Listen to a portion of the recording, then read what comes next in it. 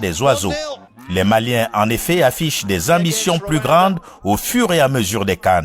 Voilà bien des décennies que tout le monde leur dessine un destin doré, mais qu'ils repartent toujours bredouille. S'il est dans un beau jour, Adama Traoré, du shérif Tiraspol, peut à lui tout seul constituer le catalyseur du reste des troupes maliennes, parmi lesquelles se trouvent Diadier Samasekou et Amadou Haïdara de Leipzig, sans oublier Moussa Marega, sociétaire de Al-Hilal en Arabie Saoudite, auquel il faudrait joindre Fousseini Diabaté d'Amiens en France. En s'épiant, les aigles, qu'ils soient du Mali ou de Tunisie, ne devront pas minimiser la Mauritanie, qui est en embuscade dans ce groupe et qui a surpris les observateurs en s'affichant deuxième de sa poule derrière le Maroc en éliminatoire pour la CAN 2020.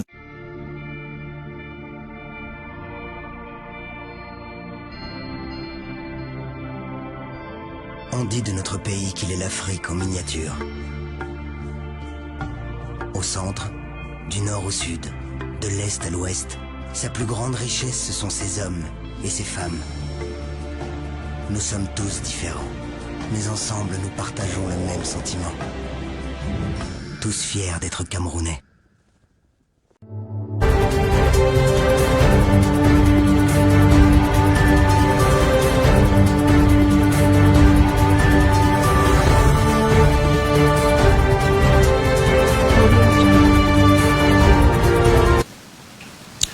Jeudi dernier, la CAN Total Énergie a bouclé sa première phase avec ses émotions, ses surprises et ses déceptions. Si les cadres de la compétition tels que le Cameroun, le Maroc, le Sénégal, la Côte d'Ivoire et le Nigeria sont au rendez-vous des huitièmes de finale, ce n'est pas le cas pour la championne d'Afrique en titre d'Algérie, évincée de la compétition au même titre que le Ghana. Tous deux classés donc derniers de leur poule. Occasion donc pour le club ce dimanche de dresser le bilan du premier tour de la CAN Total Énergie 2021 et de faire une projection sur les huitièmes de finale. Il n'y avait pas que du football cette semaine en Afrique. Le continent a appris avec consternation le décès de l'ancien président malien Ibrahim Boubacar Keïta dans un contexte marqué par des sanctions de la CEDEAO contre le Mali, désormais dirigées par les militaires. On en parle dans un instant. Mesdames, Messieurs, bienvenue au club, le débat dominical sur BNews 1.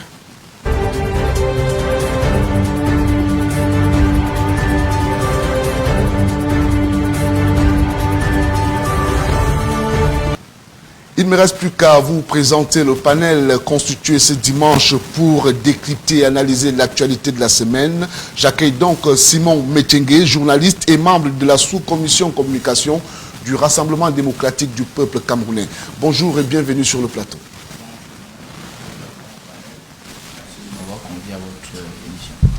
Également présent ce dimanche, un homme politique, fondateur et dirigeant du mouvement africain pour la nouvelle indépendance et la démocratie, beaucoup plus connu sous l'appellation Manidem. Anissé Ekane est parmi nous. Bienvenue, président. Bonjour. Bonjour, fondateur. Ça dépend du moment.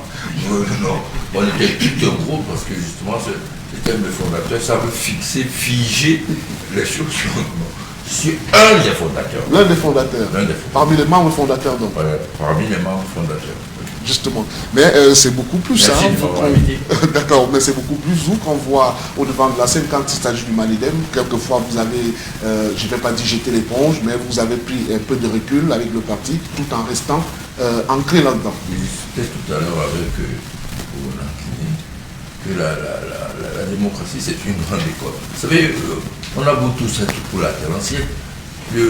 L'alternance, c'est une affaire avec laquelle il faut côtoyer un moment pour l'accepter. Dans la mentalité, la plupart des gens, même les Africains, le pouvoir, il est souvent inné, non transmissible. Vous n'avez qu'à voir la plupart des partis aujourd'hui. Non seulement il n'y a pas d'alternance, mais en plus c'est des gourous qui dirigent les partis, ce ne sont pas des présidents. Merci Anissé Ekane. Le débat dominical sur BNews 1 va également se faire avec le politologue et vice-recteur de l'Université de Yaoundé 1, le professeur Mathias Eric Ounangini qui est parmi nous. Bonjour et bienvenue, prof. Bonjour, monsieur Anissé. téléspectateurs et au reste de la... Avant d'aborder les thématiques qui nous intéressent ce dimanche, je voudrais qu'ensemble nous essayions un temps soit peu peut-être adresser nos condoléances à ces Camerounais qui ont trouvé la mort suite à une série d'explosions dans un lieu de divertissement appelé le Yaouba ici à Yaoundé à Bastos. On parle d'environ 2 ou 3 morts, les faits ne sont pas encore exacts, mais il se pourrait que c'est suite à une fuite de gaz que cette série d'explosions est survenue. Anissé Kane, c'est dramatique tout ça. Oui, c'est dramatique, ça vient un peu ternir la grande ambiance, on en parle tout à l'heure, de la grande fête africaine de la Cannes. Bon, c'est dommage que les charognards coincés en Europe en font maintenant une affaire extraordinaire, 70 morts, attentats au Cameroun, etc. C'est extraordinaire comment des gens peuvent arriver à ce point de faire du malheur de leur pays et du malheur de leurs concitoyens une affaire de récupération politique et j'allais dire, de désinformation. Ça me donne froid au dos. C'est vrai qu'on en a vu d'autres, mais à chaque fois on est un peu étonné de cette capacité de charognard, de trouver dans tous les événements malheureux l'occasion de sortir toute leur haine contre leur pays. Les témoignages fusent de toutes parts. On parle de l'ouverture d'un champagne avec quelques artifices. Alors, qu'est-ce qui s'est véritablement passé? Est-ce que vous avez au moins quelques informations suite à ce drame? Bon, il faut se dire que jusqu'à l'heure actuelle, nous n'avons pas d'informations, mais nous avons tous été réveillés vers 3 heures du matin, parce que cette information a commencé à circuler, et c'était un peu, ça nous a un peu fait paniquer, au moins parce que il y a des Camerounais qui sont partis, ils n'étaient pas partis en boîte pour passer des vies à trépas, mais plutôt de festoyer un peu, et ainsi de suite, et de marquer un peu leur existence par cela, mais malheureusement, le Très-Haut a décidé ainsi. Je me joins justement à l'aîné, le président Anissé Kane, pour fustiger cette façon de faire ces nécropoliticiens qui trouvent qu'il faut surfer sur les drames, et ainsi de suite, pour faire de l'hyperbole et continuer à rouler l'image du Cameroun dans la boue. Ce n'est pas bien et ça ne fait rire personne. Je crois que nous devons tous être unanimes là-dessus, de pouvoir condamner sans réserve ce type de comportement malsain et hideux. Voilà.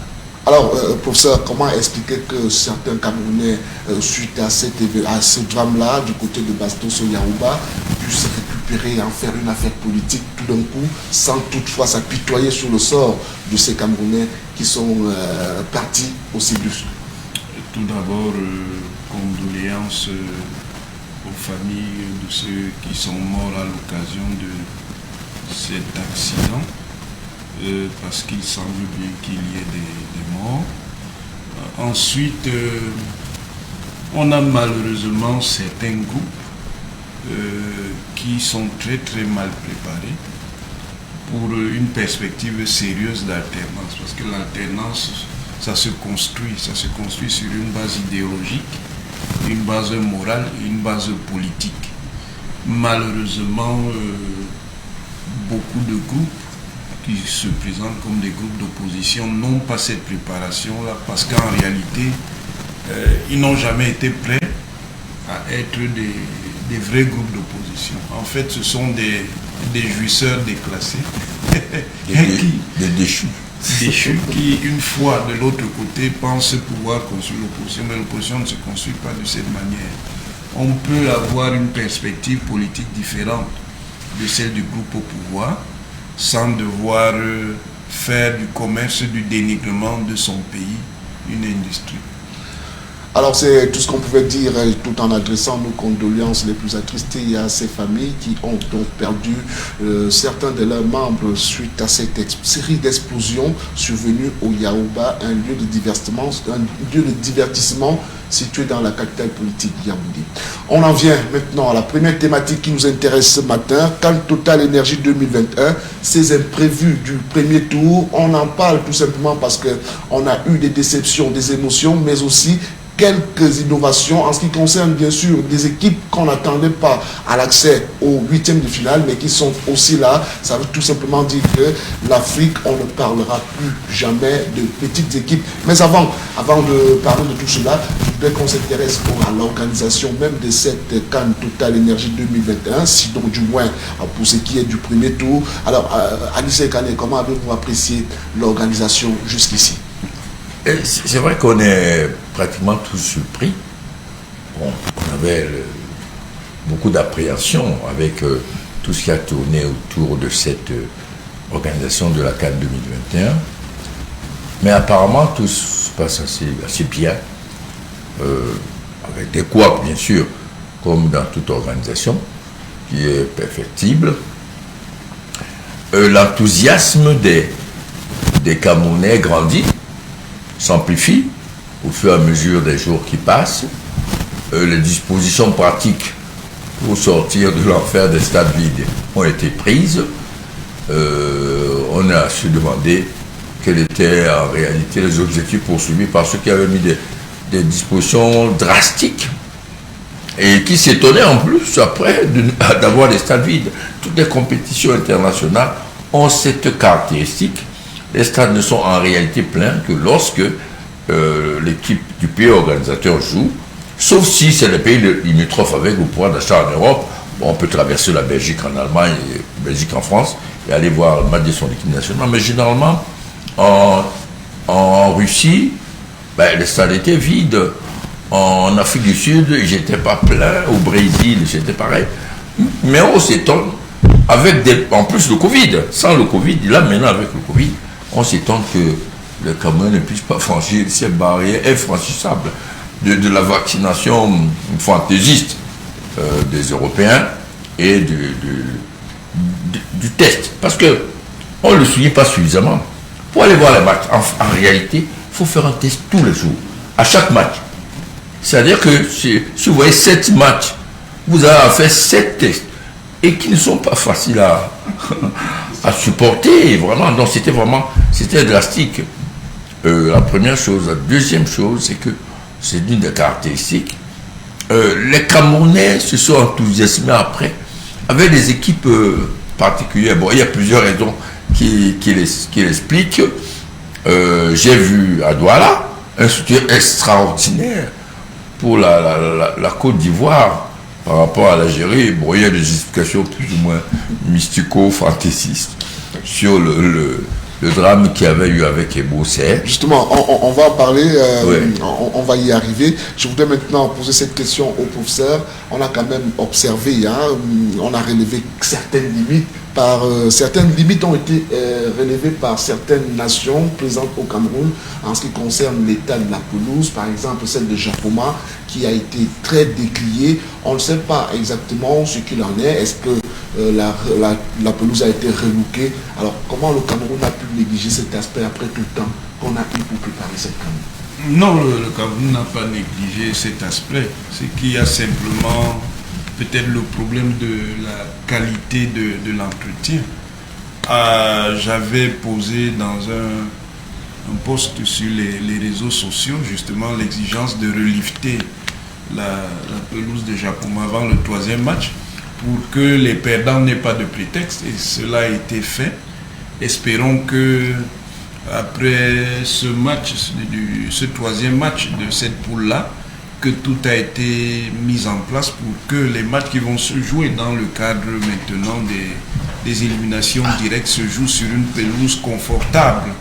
De toutes les pelouses, effectivement, c'est celle de Japoma qui a posé quelques soucis. Il est vrai que c'est celle qui, justement, ces derniers temps, a été la plus exploitée. Parce qu'il y a beaucoup de pays qui ont recouru à Japoma pour leur match. À l'exemple de nos voisins centrafricains qui ont joué de nombreux matchs là-bas. Et il faut donc, ça pose déjà le problème de l'entretien de ces stades. Après la compétition, il faut qu'on commence à s'habituer à cela. Mais les dispositions ont été prises, ce qui montre bien qu'il y a une capacité de réaction dans l'organisation pour s'adapter à ce qui pose problème. Parce que comme M. Kane l'a bien dit, il n'y a aucune organisation qui soit absolument parfaite. On peut avoir une organisation de grande qualité, de très grande qualité, mais il y a toujours de petits soucis.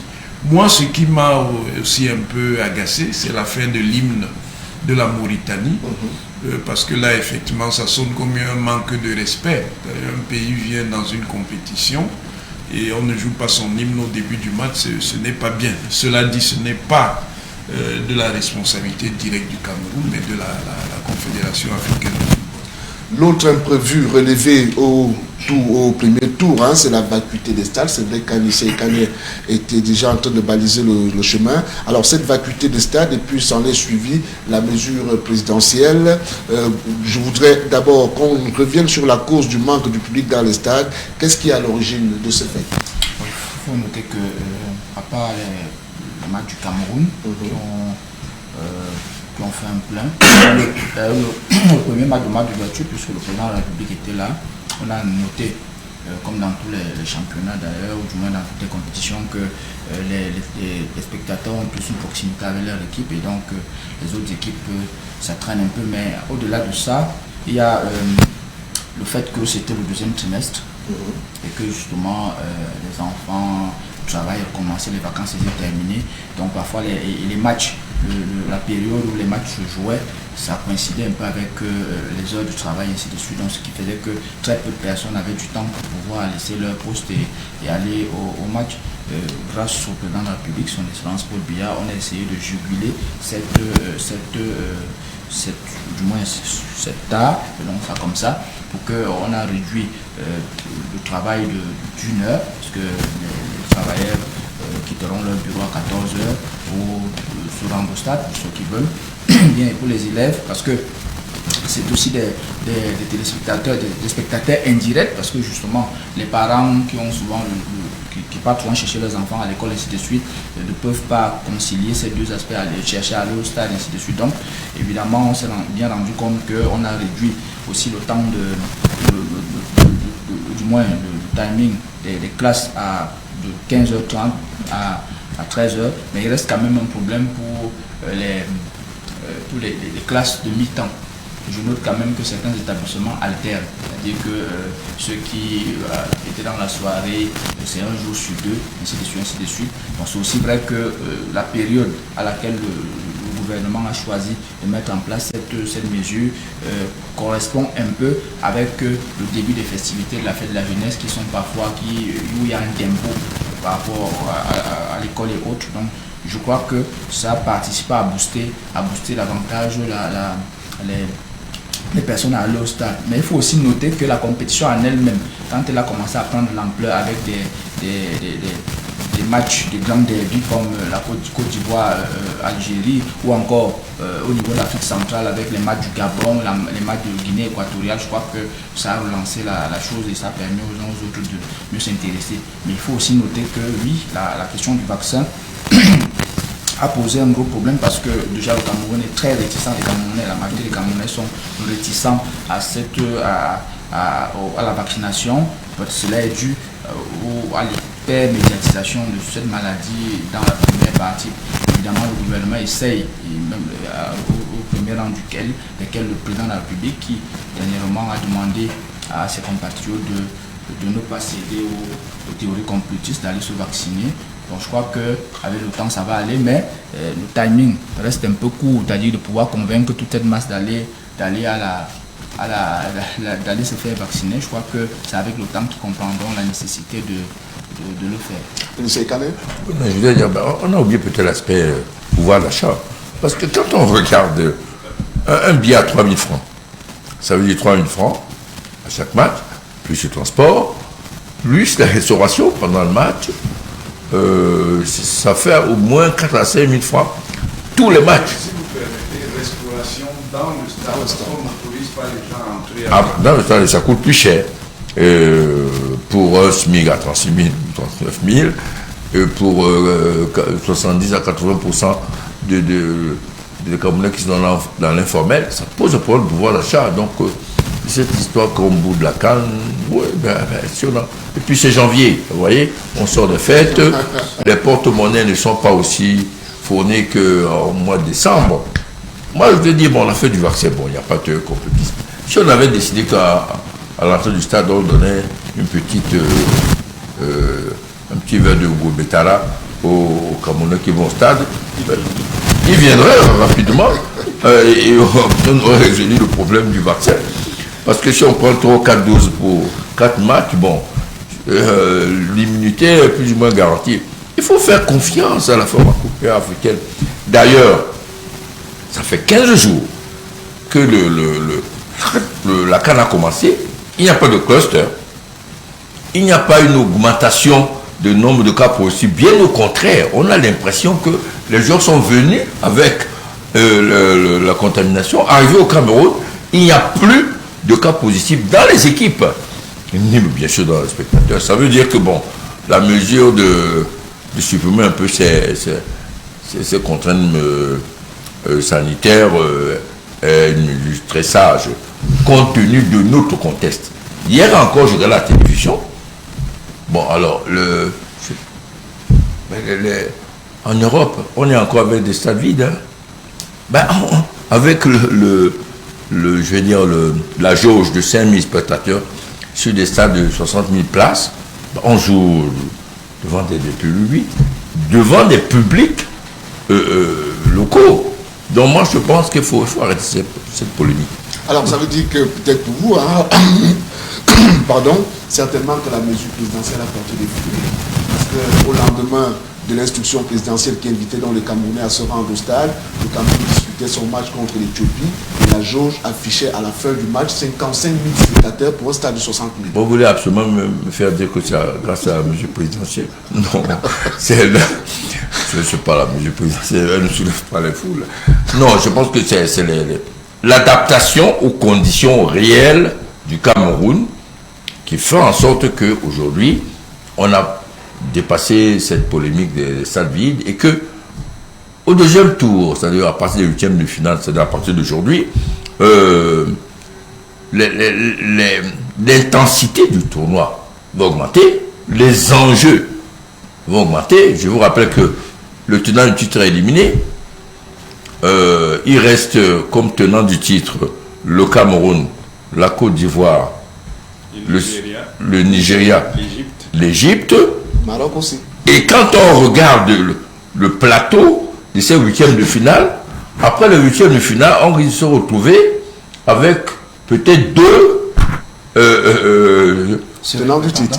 Non, pas tenants deux prétendants supplémentaires. Deux prétendants supplémentaires. Donc les enjeux vont augmenter. Là, je suis sûr que les spectateurs vont aller au stade. Justement, on va faire une lecture de ces huitièmes de finale dans un moment. Mais j'ai vu Simon qui voulait réagir.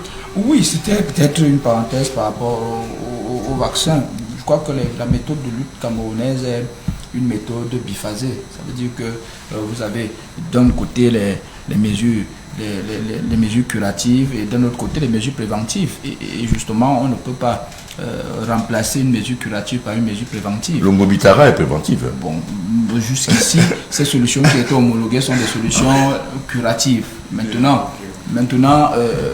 la solution préventive reconnue, le classique, est le vaccin. Et donc, le président avait dit, je crois que c'était au discours le 19 mai 2020, que lorsque les solutions vont se présenter, il fera tout pour les mettre à la disposition du peuple camerounais. Et donc, je ne comprends pas pourquoi est-ce que le président Anissé Gani veut à tout prix recuser la solution vaccinale. Je pense que je ne la recuse pas. Je me questionne sur la primauté de cette solution. Bon, certaines indications laissent à penser que même le président de Ngobitara Voilà, alors, professeur, et voici que le Covid s'invite dans les équipes, notamment plusieurs adversaires du Cameroun. Les Comores, par exemple, auraient 12 cas positifs. N'est-ce pas raisonnable de trouver en cela un peu suspicieux? Non, il n'y a aucune suspicion possible.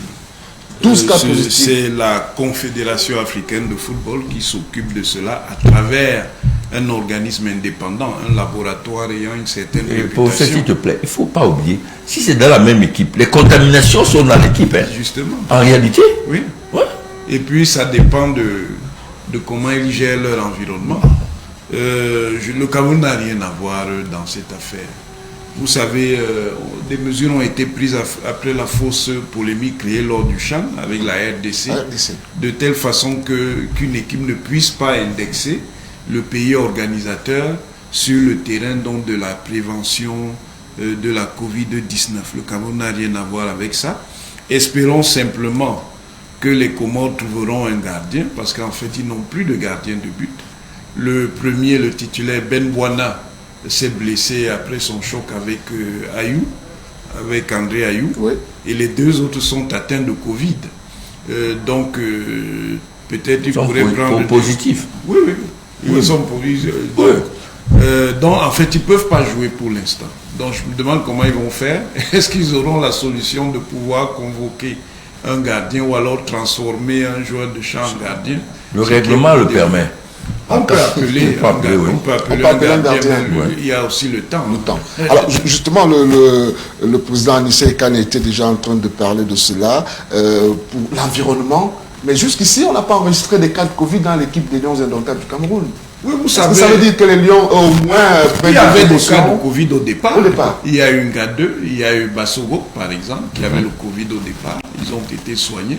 Et je crois que ça a été une alerte permettant au staff médical de renforcer les conditions pour prévenir qu'il y ait des cas supplémentaires. S'il n'y avait pas eu des cas au départ dans l'équipe du Cameroun, peut-être que la suspicion aurait pu prospérer, mais là aussi il y avait des cas et le Cameroun a pris des dispositions pour cela. Bon, même s'il faut respecter tout adversaire, le Cameroun n'a pas besoin de faire suspendre des joueurs comoriens pour les battre. Cela dit, sur le plan sportif, par contre, il faut que le Cameroun fasse très attention à cette équipe des Comores, parce que c'est le type même de ce qu'on appelle le match piège. Absolument. Où vous avez...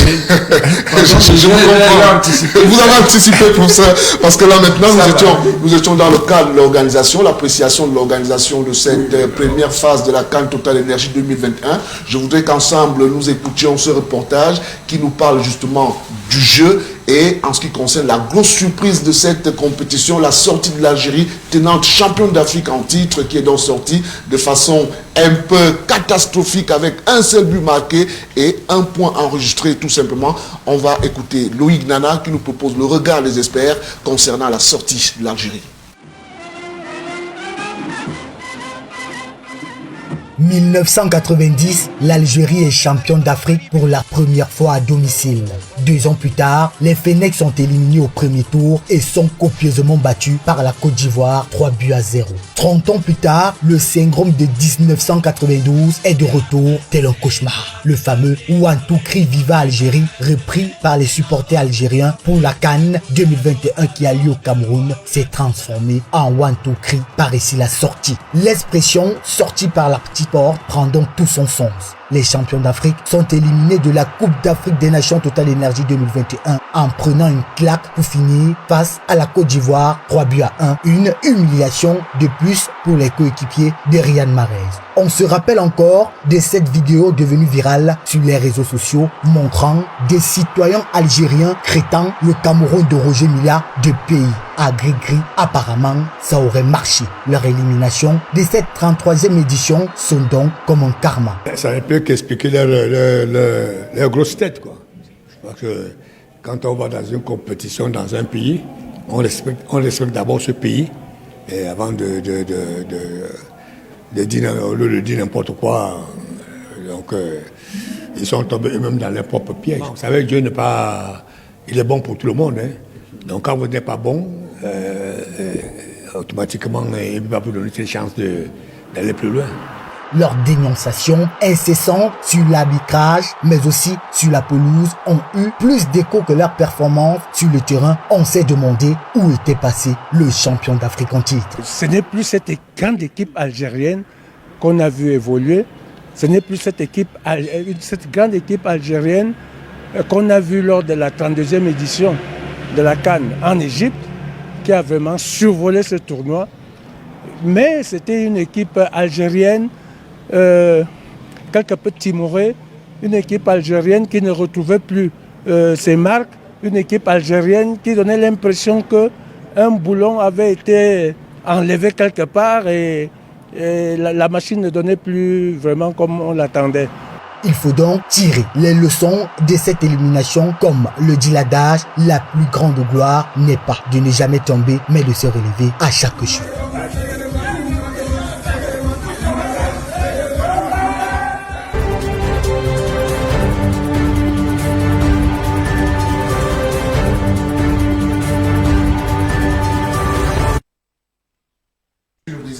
Sur la sortie de l'Algérie de cette compétition avec les points et les scores qu'on connaît. Alors, professeur, on a envie de dire que c'est peut-être une malédiction pour l'Algérie qui, en 90, gagne la Coupe d'Afrique des Nations.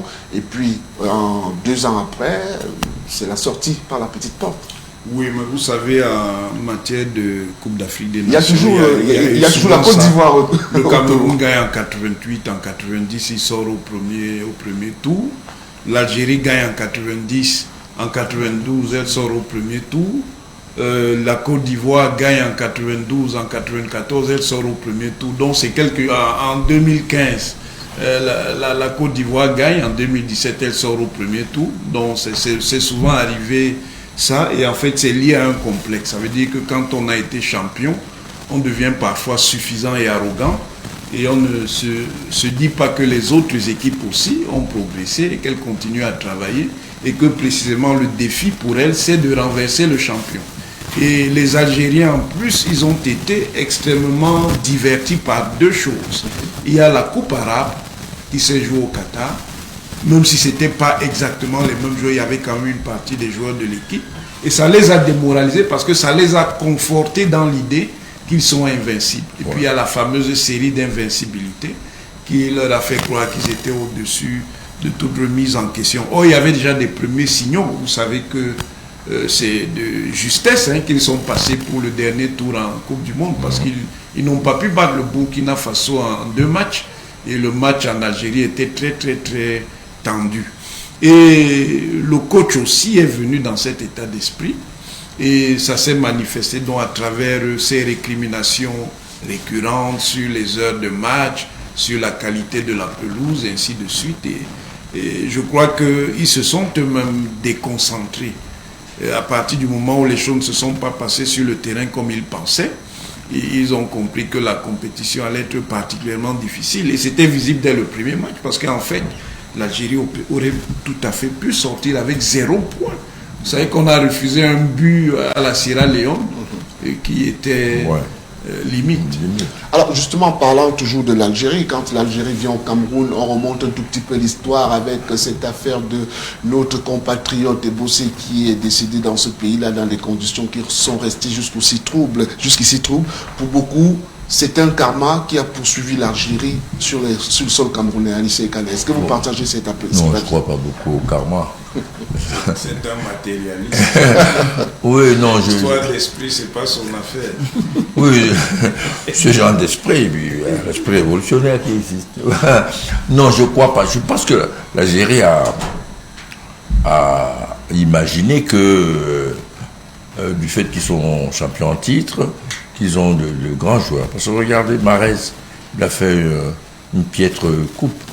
Il jouait arrêté. Dans son club, à Manchester City, c'est un joueur en mouvement. C'est pour cela qu'il exploite ses capacités techniques beaucoup mieux là-bas que dans l'équipe d'Algérie, où l'Algérie n'a pas joué en mouvement, comptant sur ses grands...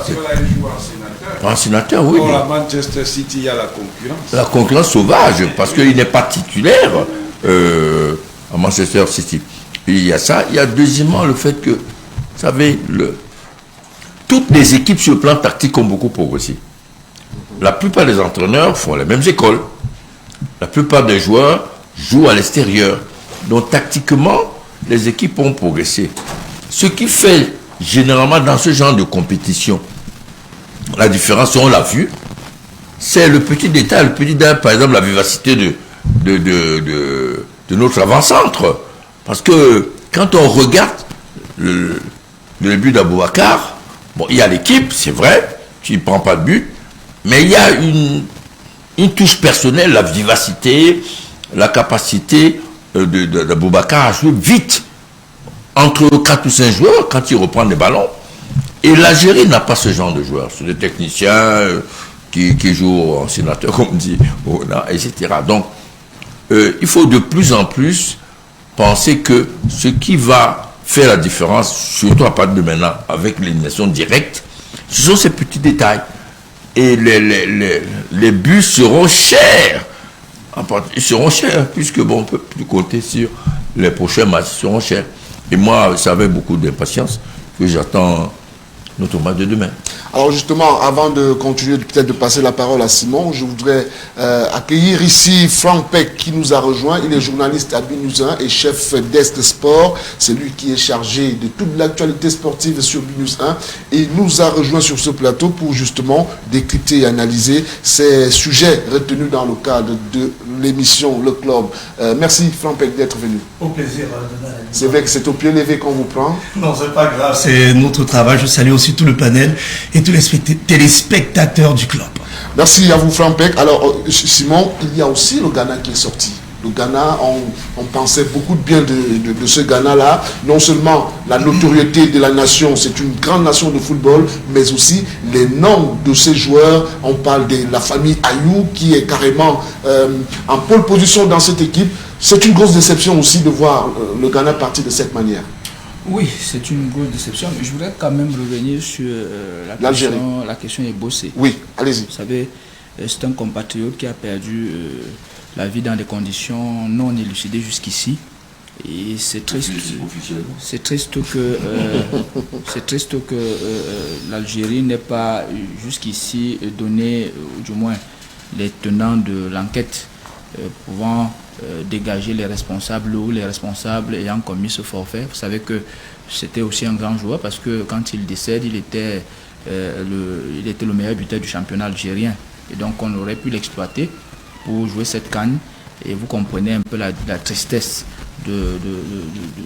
surtout de tous les Camerounais et en particulier des Sawa, parce que dites-vous bien une chose, l'Algérie joue en pays Sawa, c'est-à-dire à Japoma. Et donc je ne veux pas être superstitieux, mais évidemment, bon, je ne sais pas, mais je crois quand même que cela a pu réveiller en eux ce douloureux souvenir. Dès que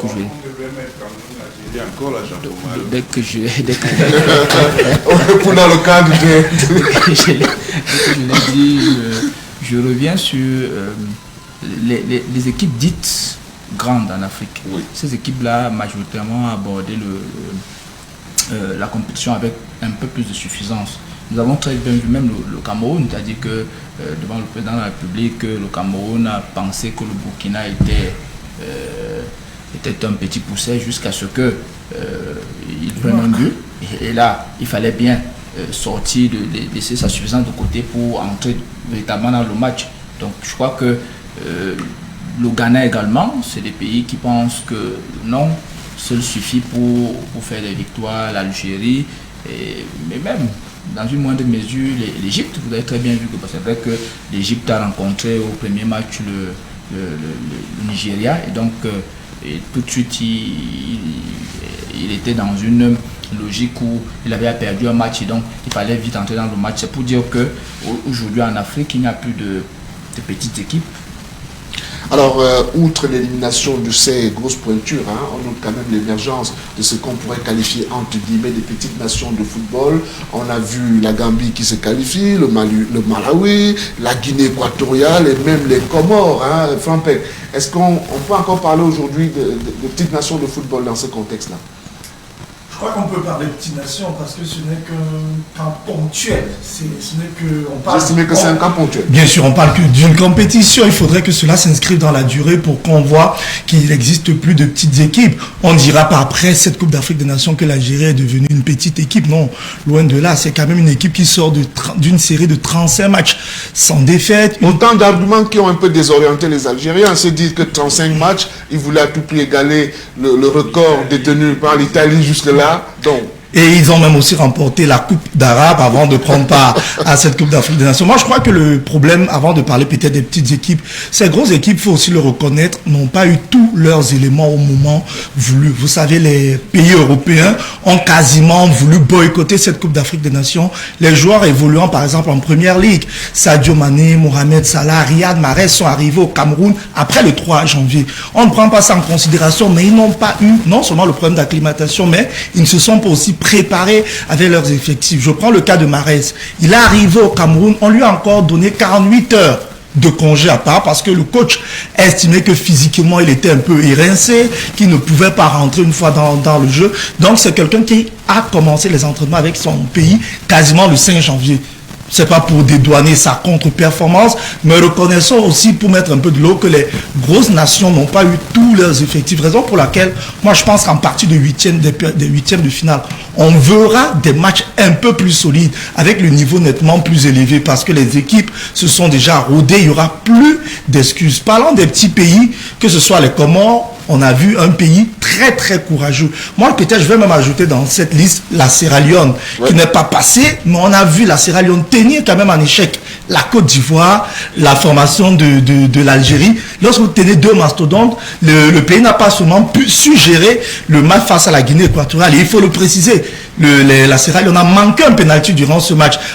Si ce pénalty avait été inscrit, la Sierra Leone et la Guinée équatoriale, les deux pays devaient se qualifier. Moi je dis c'est plutôt une bonne chose qu'on commence à avoir une compétition équilibrée. Vous savez, l'un des reproches qu'on a souvent fait aux compétitions qui regorgent beaucoup d'équipes, parce que lorsqu'on parle par exemple de la Coupe du Monde qui doit passer à 48, ceux qui sont contre ce point de vue disent qu'on va ajouter beaucoup d'équipes qui viendront distribuer les points. Lorsqu'on a une compétition qui est passée à 24 et on se rend compte que les petites équipes entre guillemets tiennent tête aux grosses écuries, on se dit que mais c'est une bonne chose. On peut même déjà penser à passer à 32 parce que très souvent on limite pour avoir la crème de la crème. Mais si avec 24 équipes, les équipes se valent, pourquoi pas ouvrir un peu plus cette compétition? Moi je dis c'est une très bonne chose. Ce n'est pas beau d'avoir les mêmes noms chaque fois, Ghana, Égypte, Cameroun, Nigeria. Pourquoi pas une demi-finale avec Nigeria, Cameroun, peut-être Malawi et Gabon? Ce sera aussi une bonne chose. Moi je dis c'est une justement, on va continuer à parler de cela, mais à voir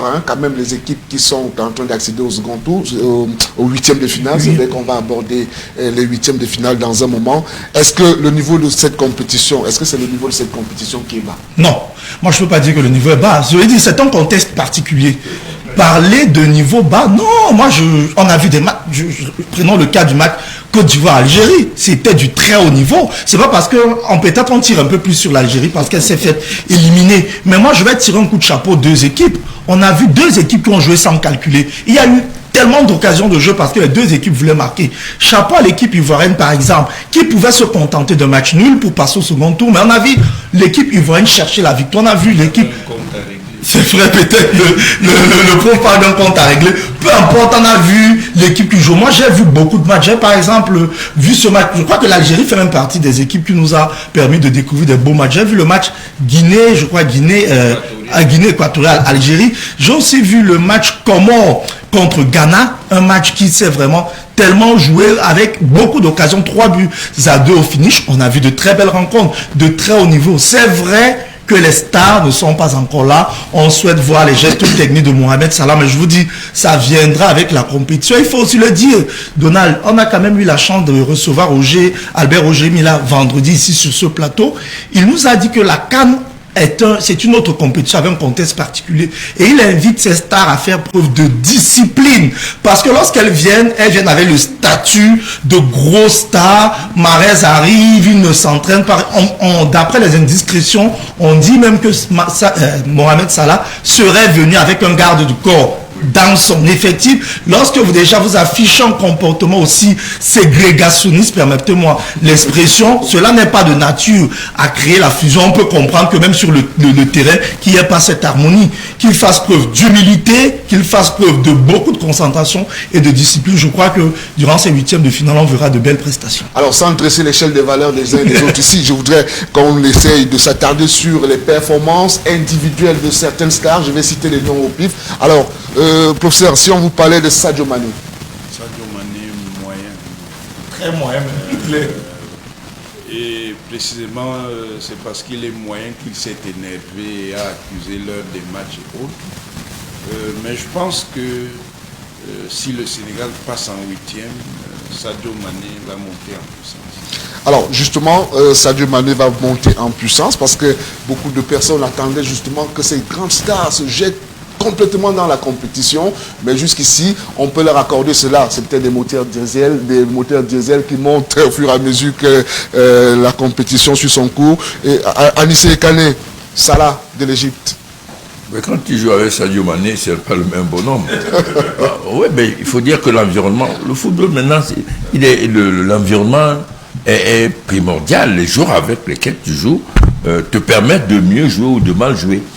Moi, je reviens rapidement. Le niveau de la CAN est largement supérieur aux anciennes CAN. D'abord, les résultats, c'est-à-dire où on voit des équipes se battre contre les grands, ça veut dire que le niveau a été relevé dans les ans. Justement avec la position tactique. Avant, il y avait de temps en temps des surprises, mais très peu. Cette CAN, il y a beaucoup de surprises. Et bon, je pense qu'au 8e, là, les équipes vont beaucoup se méfier. À commencer par la nôtre, qui doit se méfier beaucoup demain, de ne pas rééditer les 2 derniers matchs où on prend des buts assez facilement. Moi, je pense que Salah n'est pas dans son élément. Je ne crois pas. Il faut préciser, hein, pour ceux qui voient beaucoup plus Anissé Kane sous la casquette d'homme politique, il faut préciser que c'est un amateur de football. Il a été dans l'équipe du lycée, je crois, votre Liberman, à quoi? Oui, non, je suis moniteur de football. Donc. Voilà, justement. Donc vous comprenez pourquoi il a du tact en ce qui concerne l'appréciation de ces joueurs. Alors, vous, Simon, on vous parlera de Mahrez, l'Algérien. Bon, mais je crois que moi j'ai vu 1 ou 2 matchs de l'Algérie, je me suis dit, bon, c'était une équipe assez liminaire. Donc, évidemment, personne n'est sorti du lot. Et moi, je pense même que les grosses stars africaines ont des problèmes à pouvoir implémenter leur performance dans les compétitions africaines. Peut-être parce que l'environnement, même s'y prête aussi. On a, dans ce que ce soit Mahrez, Mané ou l'Égyptien, ils jouent dans des grands clubs avec autour d'eux il y a des grandes stars, ainsi de suite. Donc c'est plus facile de faire un certain nombre de performances qu'on ne peut pas faire avec des équipes africaines. Donc celles des stars ou des vedettes qui aujourd'hui comme même les équipes nationales, généralement c'est vrai même pour les équipes européennes, c'est pas les mêmes joueurs lorsqu'elles se retrouvent en équipe nationale. Justement. Et c'est pour cela qu'il faut tirer un coup de chapeau à notre monsieur, un but ou 2 buts par match. Voilà, Franck Beck, je voudrais qu'on chute par là. Est-ce que vous, à votre niveau, quel est le joueur qui vous a marqué pendant ce premier tour de la CAN? Je crois que la CAF elle-même là vient de le dire, c'est Vincent Aboubakar, le meilleur, il est non seulement meilleur buteur, mais meilleur joueur de ce premier tour. Il était sacré parce que d'aucuns ont pu dire oui, 2 pénaltys d'entrée, mais il fallait les mettre déjà. Je crois déjà qu'on a vu Mahrez. C'est ça, je dis on a vu quand même Mahrez qui avait un pénalty sous pression. C'est pas évident. Aboubakar a pris un pénalty, le Cameroun était mené devant le chef de l'État. Il était là avec le stade plein à craquer. Il avait tout un Cameroun derrière lui. Le monde le regardait. Il a transformé le premier. Il a eu le 2e pénalty, il l'a transformé. Quelques minutes après. Dans la suite de la compétition, il ne s'est pas contenté de ces 2 pénaltys. Il inscrit 3 buts dans le jeu. Et on voit, c'est quelqu'un qui cherche. Moi, je me rappelle de ce sprint qu'il a piqué de l'attaque vers la défense pour rattraper un défenseur. Plus de 60 mètres de course. On voit un joueur très impliqué. Le prof parlait tout à l'heure de revanche. Je crois aussi que pour Aboubakar, c'est une revanche personnelle. On se souvient qu'en 2017, il avait été laissé au banc durant toute la compétition. Il avait même le problème, c'est que le joueur qui était même à sa place était quasiment non-name. Il avait pris cela comme une humiliation, mais il était resté tranquille. Et on se souvient qu'en finale, lorsqu'il était rentré, tous les Camerounais ont encore en image ce but étincelant. Depuis son retour à l'équipe nationale, il a son mot à dire. Et il faut dire qu'avant cette CAN 2017, Aboubakar n'avait jamais inscrit un but durant une compétition internationale avec le Cameroun. Son premier but, c'était durant cette finale de 2017. Et depuis là, c'est un joueur qui s'est transcendé. On le voit durant cette Coupe d'Afrique des Nations. Aboubakar sort du lot. Maintenant, après Aboubakar, moi, je vais parler des gardiens de but. Hein. Moi, je dis, ils sont quasiment eux, ils m'impressionnent. Vous n'allez pas citer le meilleur gardien du monde, c'est un acquis déjà. Non, non, pas Mendy. Mendy, lui, il n'est pas bon. Moi, je parle par exemple du gardien des Comores, le gardien de la Sierra Leone. Je dis, bien oui, je parle aussi du gardien de l'Égypte qui a été sacré meilleur gardien. C'est vrai, peut-être qu'on tient sur l'Égypte, mais il faut dire que au niveau de la défense, c'est une très bonne, je veux dire, l'Égypte, et je dis, il y a l'Égypte, le Sénégal, qui font partie des meilleures défenses quand même si devant ça ne produit pas. Il y a quelques noms, mais il n'y a pas ces grosses stars. Mahrez, il est déjà sorti. Mané, Salah, n'y sont pas. Je pense qu'ils vont se révéler durant ces huitièmes de finale. Avant bien sûr de parler des Lions indomptables dans le cadre du deuxième tour, c'est-à-dire des huitièmes de finale, je voudrais que nous évaluions aussi la prestation des Lions indomptables durant cette première phase. On a beaucoup parlé de l'Algérie qui est sortie de la compétition, le Sénégal et autres, mais on n'a pas évalué quand même la prestation des Lions durant cette première phase. Anissa Ekane, comment avez-vous apprécié les 3 sorties des Lions indomptables durant cette première partie de la CAN? Justice à notre gardien de but parce qu'il y a beaucoup de critiques à son sujet. Dans le football actuel, le gardien joue un rôle important dans la sérénité de l'équipe. Et notre gardien de but, même si bon, il exagère un peu, a beaucoup de sérénité et ça rassure notre défense. Vous savez, maintenant le gardien de but en fait c'est un libéraux, c'est-à-dire qu'il joue plus dans ses 18 mètres, il joue pratiquement jusqu'à ses 40 mètres. Et on a un gardien qui joue des 2 pieds, qui est serein. Ça permet à notre défense de ne pas paniquer, même comme, bon, il en abuse un peu. Et puis tous les gardiens prennent des buts bêtes. Généralement, même ces grands gardiens qui prennent des buts faciles. Et je pense qu'on a un bon gardien, il faut le garder.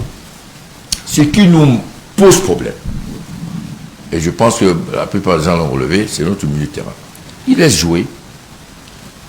Et bon, Zambo a beau être un bon joueur, je n'ai pas l'impression qu'il rassure l'équipe.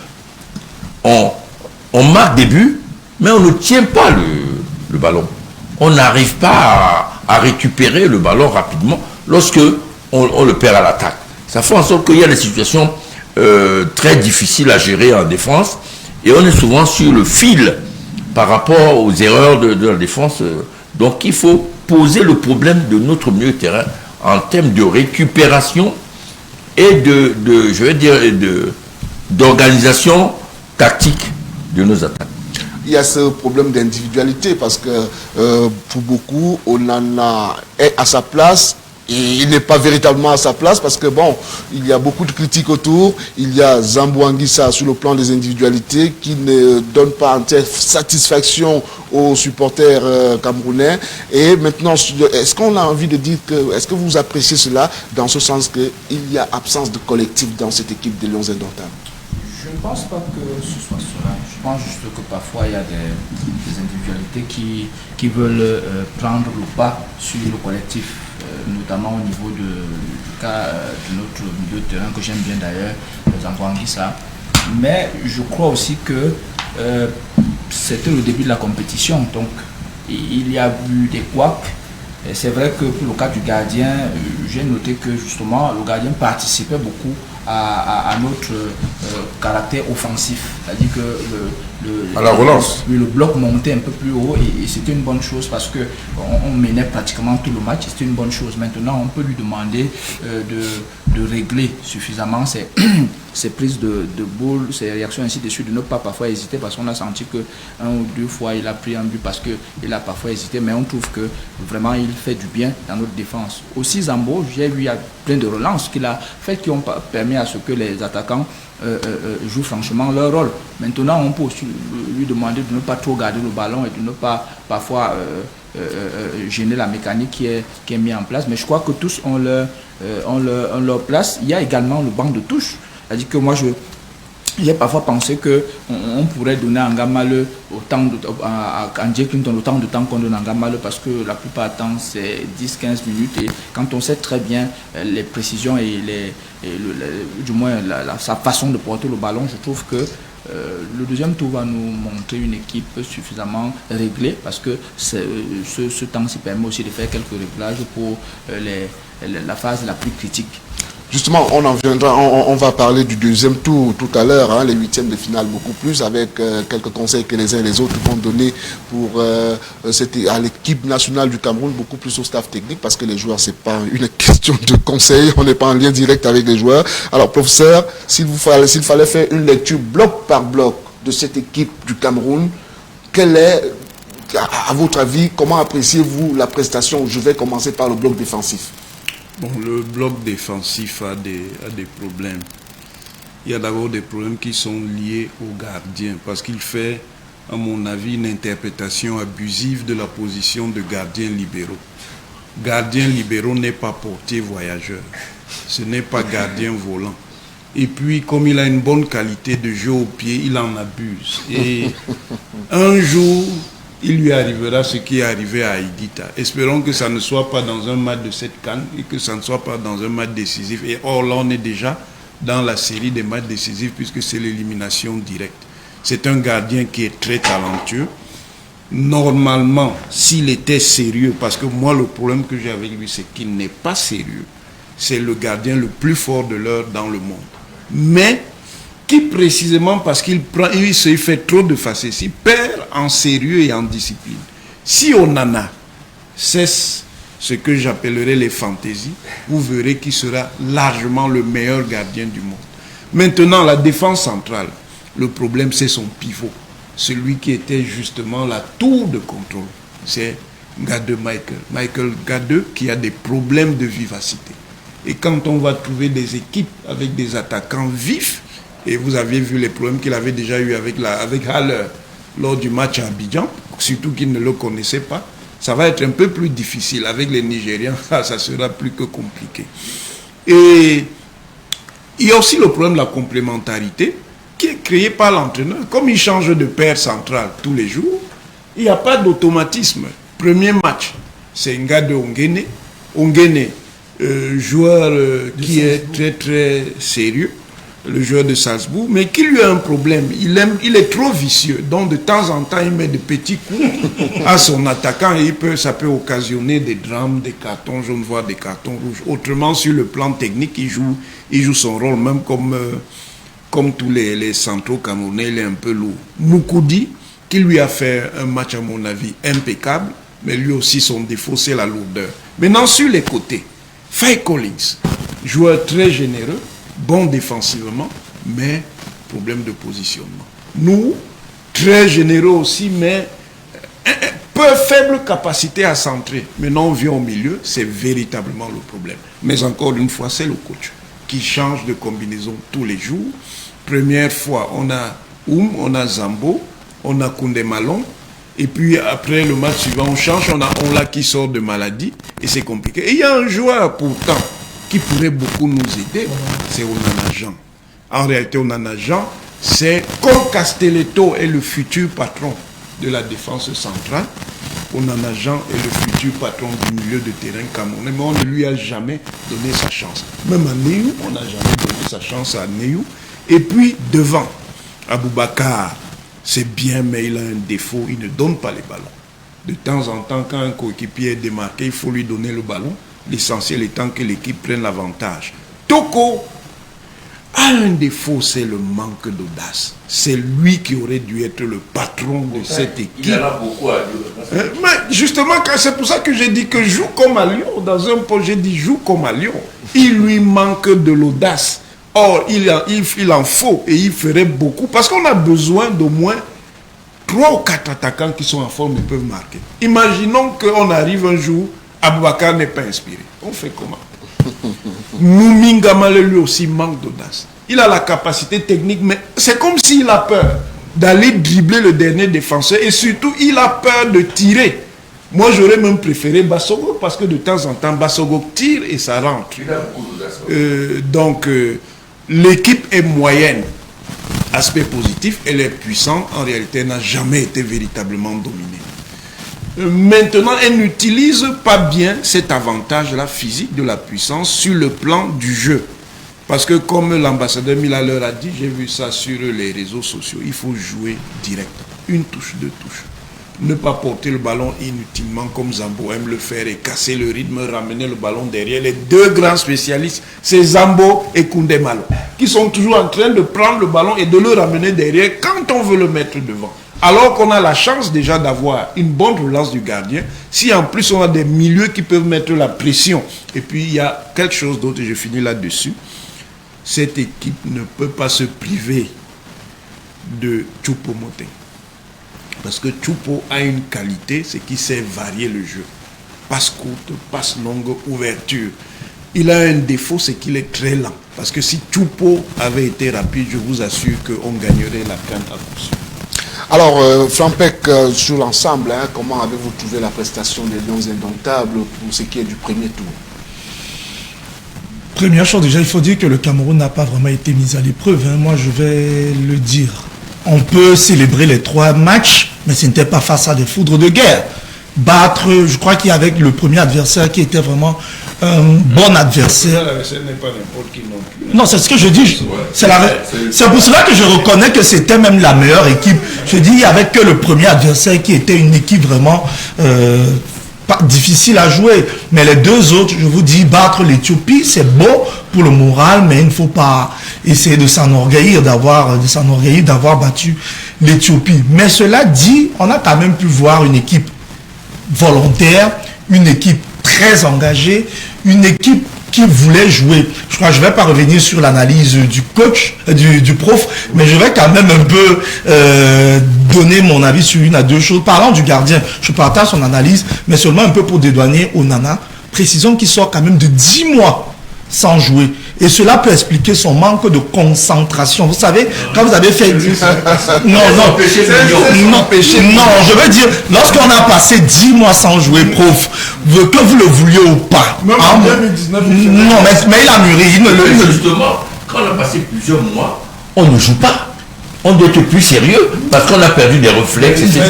Ben, c'est vous qui le dites. Je ne sais pas si quand on passe 10 mois, on est un peu plus concentré pendant 90 Alors mois. comment vous expliquez qu'ils perdent la concentration? Mais je dis, mais monsieur Donald Agnouzoua, si vous qui êtes un grand journaliste, vous faites 5 ans sans présenter une émission, mais c'est normal qu'après, vous mettiez à penser à autre chose, puisque vous n'étiez pas sur le plateau pendant longtemps. Ils sont tous d'accord qu'en termes de valeur c'est un gardien talentueux, ils le reconnaissent tous, qu'on n'a rien à lui reprocher. Son problème c'est au niveau mental, au niveau de l'attitude. Je suis d'accord qu'il devrait améliorer son attitude, et si son attitude va être améliorée, on aura l'un des meilleurs gardiens. Mais au niveau de la défense, moi je ne serais pas aussi très doux comme le prof l'a été. Pourquoi on s'entête? On teste 3 charnières défensives. Elles ne fonctionnent pas. Mais ces 3 charnières de défense ne fonctionnent pas. Max, c'est simple. C'est l'élément qui était associé à ces 3 charnières qui est le problème. Pourquoi se voiler les yeux? On a eu Ngande avec. Rien n'a donné. Mais c'est pourquoi on ne peut essayer Ngene Castelletto, par exemple. Ngene Castelletto, on est d'accord que Ngande pèse. On l'associe par exemple à Harold Moukoudi qui pèse. Il y a problème. Ça veut dire que le problème, c'est pas forcément Moukoudi. C'est le problème de la lourdeur. Pourquoi chaque fois qu'il y a un problème, on fait sauter plutôt l'autre? Moi, je dis qu'il y a problème. Pour le reste, je ne reviendrai pas. Pour parler de la prestation, je vous ai dit que de façon globale, les Lions ont joué, mais il faut qu'ils évitent, qu'ils soient un peu plus concentrés. On parle uniquement du gardien, mais l'équipe en général. Prendre chaque fois le premier but, je crois que c'est une marque de déconcentration. On n'est pas très concentré dans nos rencontres. On a eu la chance de jouer face à l'Éthiopie, face au Burkina. Mais je vous dis, si vous prenez un but même face à l'Égypte, oubliez, ça vraiment c'est plié. Vous prenez un but face à une grosse équipe, vous savez, les équipes expérimentées, lorsqu'elles vous marquent un but, elles maîtrisent gérer le jeu. Surtout le Sénégal, vraiment, comme il n'encaisse pas, si vous prenez un but avant. Oubliez vraiment, parce que le problème avec les petites équipes, lorsqu'elles marquent, elles ne savent pas quoi faire, est-ce qu'on doit attaquer, est-ce qu'on doit rentrer. Les équipes expérimentées maîtrisent ce profil de jeu. Quand on marque, on commence à souffler le chaud et le fond, à quel moment attaquer. quel moment replier. Il faudrait que face au Comores, peut-être les Camerounais, je vois plusieurs faire déjà la fête dans les réseaux sociaux, surtout que l'équipe des Comores est privée de plusieurs joueurs, peut-être on reviendra tout à l'heure. Je dis, rien n'est gagné d'avance. On joue face à une équipe qui n'a rien à perdre. L'insouciance totale. L'équipe va venir s'amuser face au Cameroun, attaque à outrance. Même si les Comores perdent 10-0, les gars n'ont rien à se reprocher. On sera face à une équipe joueuse. Et pour ce match, vraiment, on doit faire preuve de beaucoup de concentration. Vous reviendrez avec vos arguments pour ce qui est du match Cameroun-Comores, puisque ça fait partie d'une autre articulation de cette première thématique. Je voudrais maintenant que nous allions regarder, écouter cet autre reportage qui balise donc le passage au 8e de finale. Et c'est Elvis Essouma qui nous propose l'affiche des 8e. Après la phase de poule, place au 8e de finale. 16 équipes pour 8 belles affiches couperées qui débutent ce 23 janvier dès 17h au stade de Limbé avec la première affiche entre les étalons du Burkina Faso et les Panthères du Gabon. Une opposition entre deux formations joueuses qui s'annonce riche en spectacles. 20h du côté de Roumbé-Adia, les Super Eagles, très rassurants depuis le début de la compétition, croiseront le fer avec les Lions de l'Atlas qui, malgré une performance à demi-teinte et la défaite face à la Gambie lors de sa 3e sortie, reste et demeure un os dur à croquer. Le 24 janvier, à partir de 17h du côté de Bafoussam, le Sili national sera face aux dangereux Scorpions qui n'hésiteront pas à piquer à la moindre ouverture de son adversaire. Un peu plus tard dans la soirée, du côté d'Olembe, les Lions indomptables du Cameroun seront face aux Sélacan des Comores. Aboubacar Vincent et ses coéquipiers n'ont pas droit à l'erreur face à une équipe qui ne cesse de surprendre de par son engagement et sa rage de vaincre. Ces derniers ont même obtenu leur première victoire de l'histoire en Coupe d'Afrique des Nations, 1-0 face au Ghana. Mardi 25 janvier, 2 belles affiches au programme. Du côté de Bafoussam, les Lions de la Teranga, décevant durant le premier tour, n'ont qu'une envie, c'est redorer leur blason. Mais pour ça, il faudra battre les requins bleus du Cap-Vert. Dans la même soirée, les Aigles de Carthage d'Akimi seront face aux Flemmes du Malawi au stade Omnisport Amadou Ahidjo. Et enfin, mercredi 26 janvier, 17h, Éléphant et Pharaon devront en découdre du côté de Japoma. Une affiche XXL entre deux cadors du continent qui, à coup sûr, au coup de sifflet final, fera des heureux et des malheureux. La dernière affiche de ces 8e nous amène du côté de Limbé. Le Mali, fort de son début de compétition, sera face à l'obstacle du Zalan national qui, à ce niveau de la compétition, vise également le prochain tour.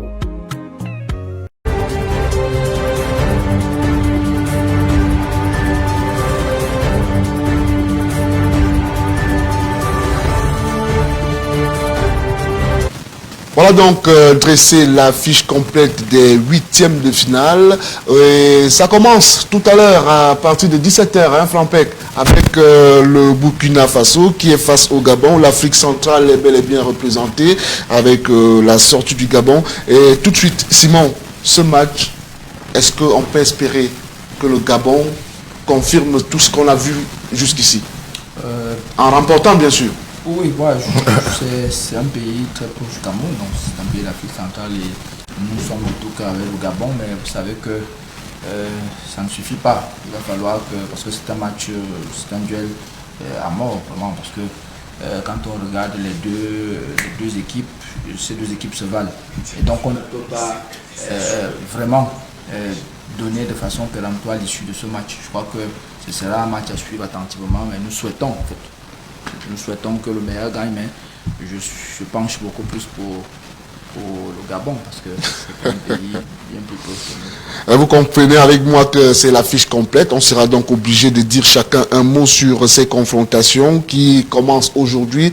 Pour ce qui est du Gabon et du Burkina, Anissa Ekane, voilà le Burkina Faso qui a été battu par le Cameroun, qui rencontre donc le Gabon. C'est deux styles de jeu carrément différents. Oui, Gabon, Burkina Faso. Oui, même si on peut imaginer que les Camerounais soient plus proches des Gabonais que du Burkina, ce serait difficile que le Gabon batte le Burkina. Et pourquoi? Le Burkina, c'est une bonne équipe. Hein. C'est une très bonne équipe. Et en plus, elle est très décomplexée. Donc, c'est une des équipes qui était venue dans la CAN avec... je veux dire des ambitions certainement de passer le deuxième tour, c'est clair, et d'envisager peut-être d'aller assez loin. je ne sens pas l'équipe du Gabon. J'ai l'impression que bon, ils sont peut-être dans une petite balade au Cameroun, que bon, ils sont venus, ils en profitent pour jouer la CAN. Mais il n'y a qu'à voir le comportement de ces deux vedettes qui se sont exclus de l'équipe eux-mêmes par leur comportement. Non, ça fait pas très sérieux. Donc, moi, je pense que le Burkina qui va s'en sortir. Alors, pour ce qui est de l'autre confrontation, Nigeria-Tunisie, professeur, c'est aussi une grosse affiche. On a de quoi se mettre sous les yeux, je ne dirais pas sous la dent, cet après-midi avec ce Nigeria-Tunisie. C'est quand même une belle confrontation, surtout avec la position du Nigeria aujourd'hui, qui, je vous le rappelle, est dans la poule de Gawa. Et là-bas, le Nigeria est très soutenu par le public, hein, très supporté par le public. Donc, la proximité du septentrion avec le Nigeria fait que déjà, le 12e joueur, il est acquis à la cause du Nigeria. Et la Tunisie, comment faire si elle se sent orpheline, ne serait-ce que sur le plan de moral? L'affiche Nigeria-Tunisie est une très belle affiche avec un avantage, un avantage clair, hein, pas simplement léger. Pour les Super Eagles qui ont déployé lors du premier jour un jeu très fluide, un jeu de qualité, aussi bien en défense au milieu de terrain qu'en attaque. Mais les Nigérians devront simplement faire attention d'être toujours en avance parce que si la Tunisie marque avant, surtout en deuxième mi-temps, ça va être très compliqué.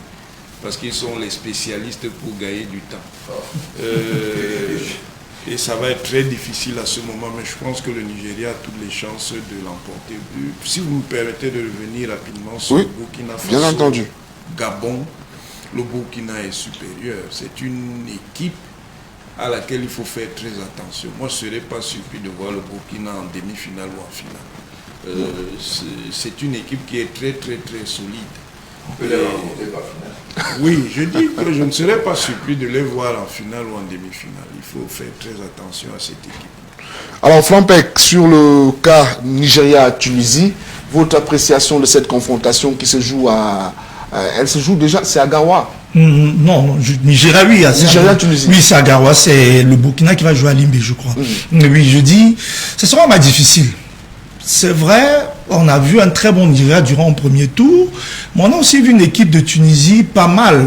Peut-être d'aucuns font une fixation sur leur dernier match face à la Gambie, mais rappelons que la Tunisie était aussi privée de plusieurs de ces éléments à cause de la Covid qui vont revenir, notamment son joueur Wabi Kazri et toutes les grosses pointures. Ça sera un match très difficile. Le prof l'a bien dit que le Nigeria n'encaisse pas le premier but. Vous savez, les Maghrébins sont doués pour gérer les avantages. Quand les gars vous mentent, ils commencent à tomber, ils essaient de mettre la pression sur l'arbitre, ils essaient même de déjouer. Je dis, ils ont, parlant d'expérience, c'est une équipe très expérimentée. Il faudrait que le Nigeria soit concentré. Moi, j'ai vu les Super Eagles gagner leur match, mais on essaie un peu trop de les célébrer. Moi, je trouve que ça joue un peu trop soliste. C'est une équipe qui gagne. Elle a vraiment des individualités hors pair. Ça joue bien sur tous les compartiments. Mais c'est pas tellement huilé. On voit Simon Moses faire son show. De l'autre côté, Yenacho faire son show. Il faudrait que... Si vous permettez, Simon Moses a aussi trouvé beaucoup de Mobutu. C'est exactement. Là, le prof dit exactement ce que je dis. Je veux dire, on célèbre un peu trop Simon, mais quand on voit les gens qui dripent, comme il dit, entre guillemets, ce sont des boutoukou. Moi, je partage l'expression. Parlant de ce match, moi, je dis, ça sera une très belle rencontre entre deux mondialistes quand même, parce que des équipes qui ont l'habitude de prendre part à la Coupe du Monde, des équipes expérimentées avec de belles individualités. De l'autre côté, Burkina Faso, Gabon, vraiment, moi, je dis, tout comme le Burkina Faso, même le Gabon sera décomplexé. Peut-être c'est là où je ne serai pas très d'accord avec le président. Je dis, le Gabon aussi décomplexé. Pourquoi? Le Gabon venait à cette Coupe d'Afrique des Nations avec... Le Gabon, ça dépend d'Alevina. Si Alevina fait un moment, ils ont une chance. Sinon, ça va être... Prof, moi, je vous dis, lorsque le Gabon vient en Coupe d'Afrique, le Gabon vient avec Aubameyang, avec Mario Lemina. Vous savez, le jeu devait être trop lié à Aubameyang.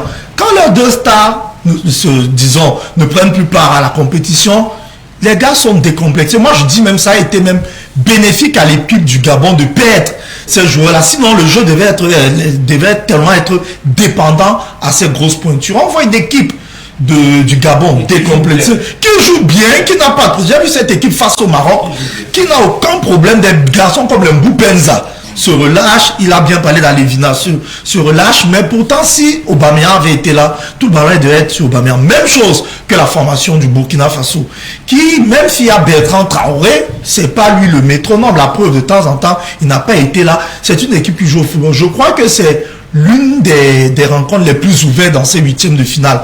Et pourquoi pas, peu importe l'équipe qui va passer, ça sera une bonne équipe qui va bien représenter. Moi, forcément, permettez-moi de faire un choix de cœur pour nos voisins du Gabon, même si parlant de la raison, c'est du 50-50.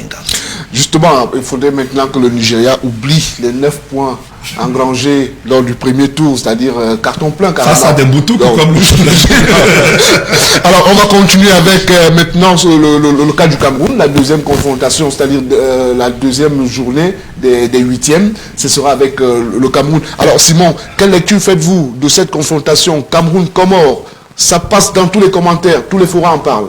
Je pense que le Cameroun est nettement supérieur au Comores, donc et surtout que le Cameroun joue à domicile et évidemment. Mais c'est vrai, c'est évidemment. On était à Simon de développer.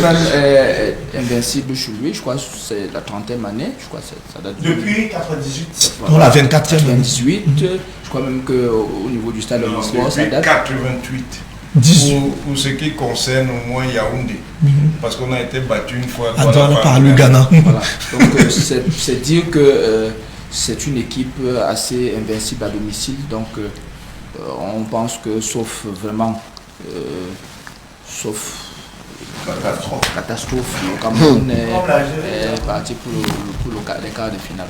Je trouve ça très facile. Maintenant, professeur, dans l'une de vos sorties, vous avez fait savoir que c'est plutôt un match piège Cameroun-Comore. Pourquoi cette projection alors qu'il y a quelques semaines, sur ce même plateau, vous étiez en train de me dire que le Cameroun passe le cap des huitièmes de finale, c'est directement en finale. Mais aujourd'hui, vous trouvez que Cameroun-Comore, c'est un match piège. Est-ce que c'est à craindre? Il est possible que ce match, même si on se qualifie, soit le match le plus difficile des lieux.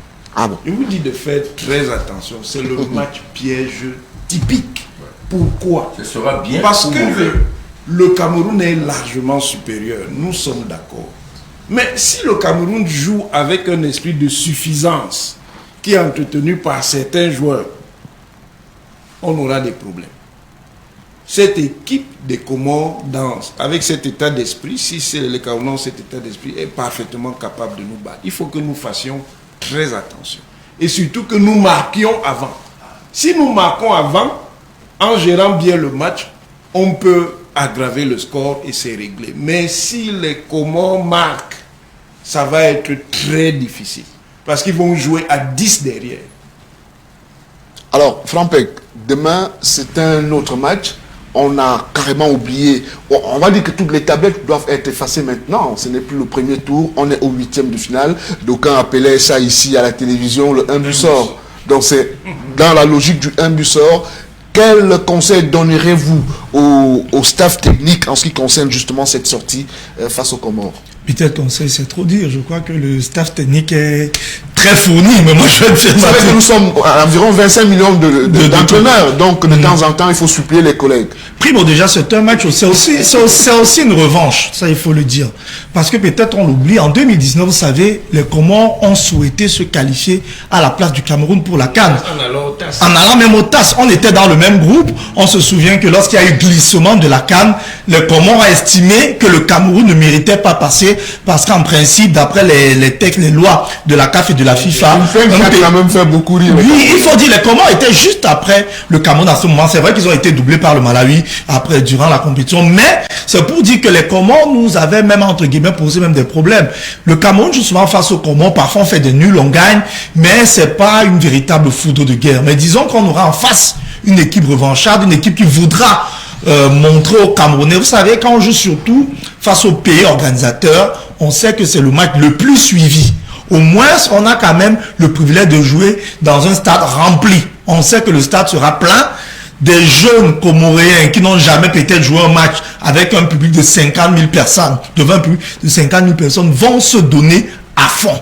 Ils n'auront rien à perdre. Je vous ai dit, ça sonne le match piège. Peut-être quand on le dit, les téléspectateurs, internautes se disent que non, c'est pour galvaniser le Cameroun. Je dis non. Il faudrait qu'on soit concentré. La marque des grandes équipes, c'est de ne pas prendre à la légère aucune rencontre. Parce que le véritable problème des Lions, on a l'impression que quand ils regardent l'adversaire, ils disent, ça c'est jouable. La condescendance? Tellement, je dis, il n'y a pas que le Cameroun, toutes les équipes même de cette CAN. Je crois que ça fait même partie des explications pourquoi les grandes équipes n'ont pas gagné. Regardez la Côte d'Ivoire rapidement pour faire le parallèle.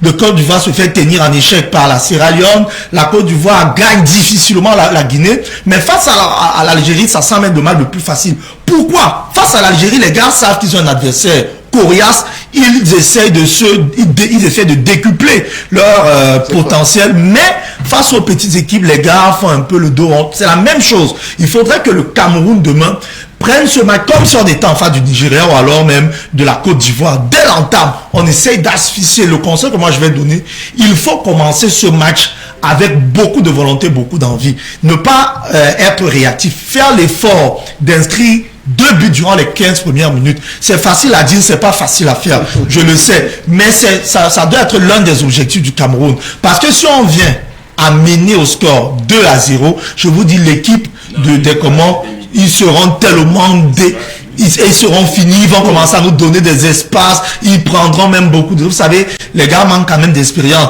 et certainement, ça sera un score fleuve. Mais si on commence à faire notre round d'observation pendant les 40 premières minutes, deuxième mi-temps, vous venez, le score de 0 partout, je vous dis, ça sera un tout autre match. Il faudrait que dès l'entame, le Cameroun commence, raison pour laquelle s'il y a un conseil à donner au niveau du classement, Choupo-Moting doit être titulaire. On n'a pas, parce que c'est pas... Il doit être titulaire derrière Boubacar comme pivot. Je veux dire en 9,5. Maintenant, les 2 milieux, nous, on s'en fout. Même s'il remet à Zambouangui, ça n'y a pas de problème. Bon, c'est vrai que donc, comme on dit, pourquoi ne pas tester au Mungweteong, là, ou alors au Nana, et même au Mungwete pour voir ce que ça va donner. Moi, j'ai pas un problème avec Zambo. Il peut remettre son Zambo à... Le seul conseil que moi je lui donne, c'est de titulariser Choupo demain. Alors, Anissa Ekane, s'il arrive que demain, les Lions indomptables remportent le match contre les Comores, est-ce que vous avez déjà la tête à la finale, carrément? 50 ans après, est-ce que le Cameroun peut gagner cette compétition? La tête est là à la finale dès le début de la compétition. Non, mais dans les matchs de poule, le public joue toujours en faveur de l'équipe, de son équipe, parce que bon, il y a d'autres matchs. Mais quand c'est l'animation directe, le public peut être contre sa propre équipe.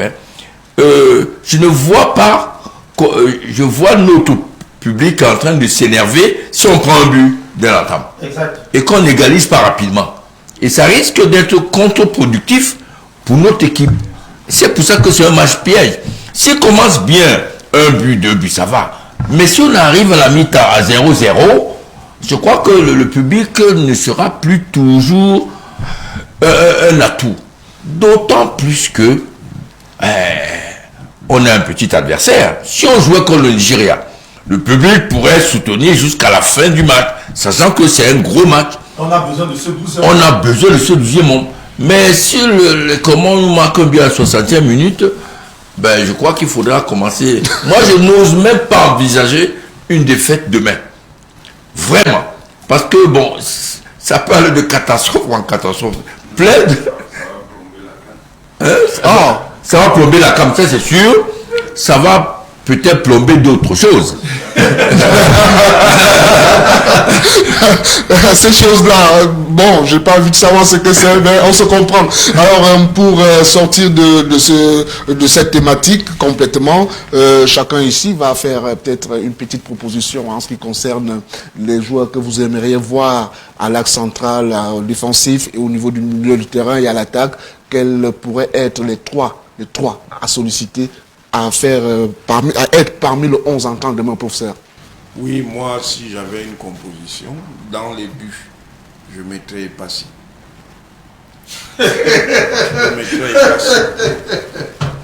Pour qu'on en a redescendu sur terre, je mettrais Ebossé. C'est une grosse responsabilité, professeur. Oui, à la place de Faye, je mettrais Castelletto avec Ongene. De l'autre côté, je laisserai nous au milieu du terrain, je mettrai Onana avec Zambo Anguissa. Et puis devant Choupo-Moting, sur le côté Basogo, Aboubakar et Toko. Ah voilà la proposition du prof Frampek. Vous êtes spécialiste de ces affaires-là. Certainement, vous avez refusé de donner conseil tout à l'heure, mais vous pouvez quand même faire les propositions. Même 3 jours, c'est suffisant. Je reconnais quand même que c'est une véritable révolution de la part du prof. Il a vraiment chamboulé l'équipe de Tony Conte, c'est ça. Bon, moi je vais garder André Onana. En défense centrale... Le gardien volant. C'est vous qui le dites. Je vais garder Onana. Au niveau de l'axe central, je crois que c'est là où il y aura une petite révolution aussi. Moi aussi, je vais faire sauter Ngandeux. Et je vais associer Jérôme Mongene et Castolito. Je vais dire, au niveau des côtés sur la défense, je conserve Faye et Nuntolo. Je crois qu'ils ont un problème de replacement, mais ce sont de bons joueurs. Au milieu des terrains, je vais aller Zambo. Pourquoi? Parce que pour titulariser Onana, il faudrait que Zambo ne soit pas là. Parce qu'on va se retrouver avec 2 relayeurs un peu offensifs. Donc il faudrait quelqu'un sur place. Donc je vais associer à Onana, Umgwet et Choupo devant, comme le coach l'a dit, le prof l'a dit. Au niveau de l'attaque, moi je dis non. Les 3 de devant nous donnent pour leur satisfaction. Durant le jeu, Basogo pourra rentrer tout comme Jay Clinton et le reste. Justement, président Anissé Kane, tout le monde n'est pas d'accord avec le gardien. Déjà, le professeur propose et passé. Et Basogo qui reste toujours au banc parce que, à écouter Frampek, il était malade aussi. Clinton J qui est toujours au banc, c'est-à-dire, est-ce qu'à votre niveau, vous pouvez proposer autre chose? Peut-être voir Basogo rentrer de jeu. Plus près de la proposition de Franck, avec justement, en plus, Choupo-Moting doit commencer le match. Parce qu'on aura plus des problèmes de marquer rapidement que de contenir l'attaque comorienne qui va pas. Je ne pense pas qu'ils vont démarrer tambour battant. Parce que s'ils démarrent tambour battant qui prennent 2 buts, ça va à la catastrophe. Il vaut mieux qu'on ait une attaque entre griffes, qu'on les associe avec Choupo-Moting qui donne de bons ballons et laisser nos gardiens pour le moment là. Pour ne pas parce que si on l'enlève, on risque justement de fracasser son troisième match. On aurait dû. Je suis d'accord avec vous. On aurait pu. Raison. Parce qu'on ne sait jamais. Il peut se faire mal. Exactement. Et donc, s'il se fait mal et que le deuxième gardien n'a jamais joué, c'est un gros problème. Je suis d'accord. Mais c'est à ce match-là. Bon, maintenant, on peut même le laisser éventuellement, mais moi, je dis, il faut qu'il redescende sur terre. Alors, Simon, votre proposition? Moi, je miserais beaucoup plus sur le 11 entrant du deuxième match. Le 11 entrant du deuxième match. Oui, je juge que le... Cameroun-Cap-Vert. Non, Cameroun-Éthiopie. Cameroun-Éthiopie. Oui, parce que moi, je pronostique pour un score de 4 buts à 0. Et donc, parce que les Comores et l'Éthiopie, c'est pas les équipes de même acabit. À la seule différence que je flancherai beaucoup plus pour que Jay Clinton commence le match. Ça pourrait permettre, sur le temps, puisqu'on joue de façon offensive, donc ça pourrait permettre de scorer dans les 10-15 premières minutes. Monsieur, je vous rappelle que vos paroles ont été enregistrées. On espère que les Lions indomptables du Cameroun vont passer le cap des 8e de finale avec qui encore Fleuve, qui le remplacement du gardien et d'autres qui voient Clinton J entrer en première partie de cette confrontation qui s'annonce très belle avec ces Comores qui surprennent et sont au 8e de finale. On a beaucoup parlé de football, mais il n'y avait pas que le football à l'Afrique cette semaine. Le Mali a enregistré le décès de son ancien président Ibeka, comme on l'appelait affectueusement, et en même temps, c'est le même Mali qui est face aux mesures d'austérité énoncées par la CEDEAO à son endroit. Et je voudrais qu'ensemble nous abordions donc cette deuxième thématique de le club de ce dimanche. Alors, professeur, que visent les mesures d'austérité de la CEDEAO? Les mesures d'austérité de la CEDEAO visent en fait à étrangler la junte malienne parce que la junte malienne a un agenda qui ne convient pas à la CEDEAO. Parce que la transition malienne veut être une transition transformation.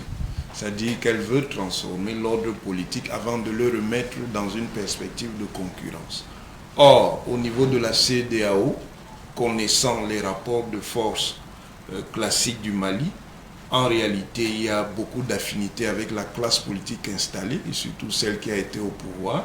On ne veut pas d'une transition-transformation.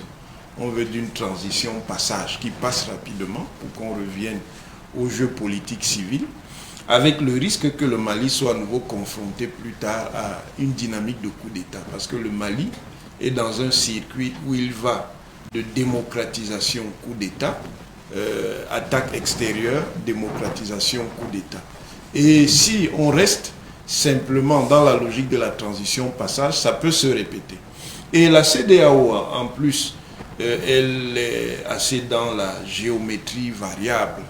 Ça veut dire qu'il y a eu des occasions où elle aurait pu faire preuve de fermeté face à certains pays. La Côte d'Ivoire, Alassane Ouattara, s'est attribué la possibilité de faire un mandat supplémentaire qui n'était pas prévu par la Constitution, quoi que l'on puisse dire.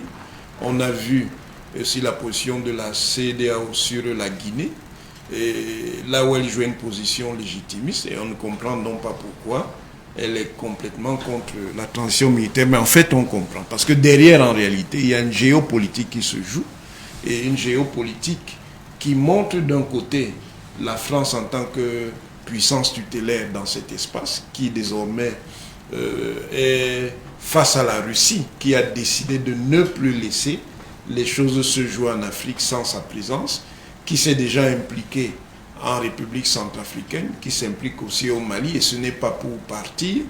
Et en réalité, c'est le problème de fond. Le problème de fond, c'est ça. Et il faut savoir, je finis là-dessus, que Goïta ne fait pas cela par hasard. Goïta, c'est un produit des écoles militaires russes. Il est un produit des écoles militaires russes qui ont un peu formaté sa vision du monde. Et il appartient à une tradition qui, même si elle ne présente pas ses accents idéologiques, est une tradition progressiste. Et évidemment, au niveau de la CEDEAO, on n'aime pas trop ça parce qu'on voit renaître une espèce de Sankara, ce qui ne fait pas très plaisir aux leaders de cette région. Justement, parlant toujours du Mali, président Anissé Kane, d'aucuns voient en ces mesures de la CEDEAO une mainmise de la France, parce qu'on se serait attendu que les mêmes mesures, comme le professeur le relevait tout à l'heure, c'est des mesures peut-être à géométrie variable.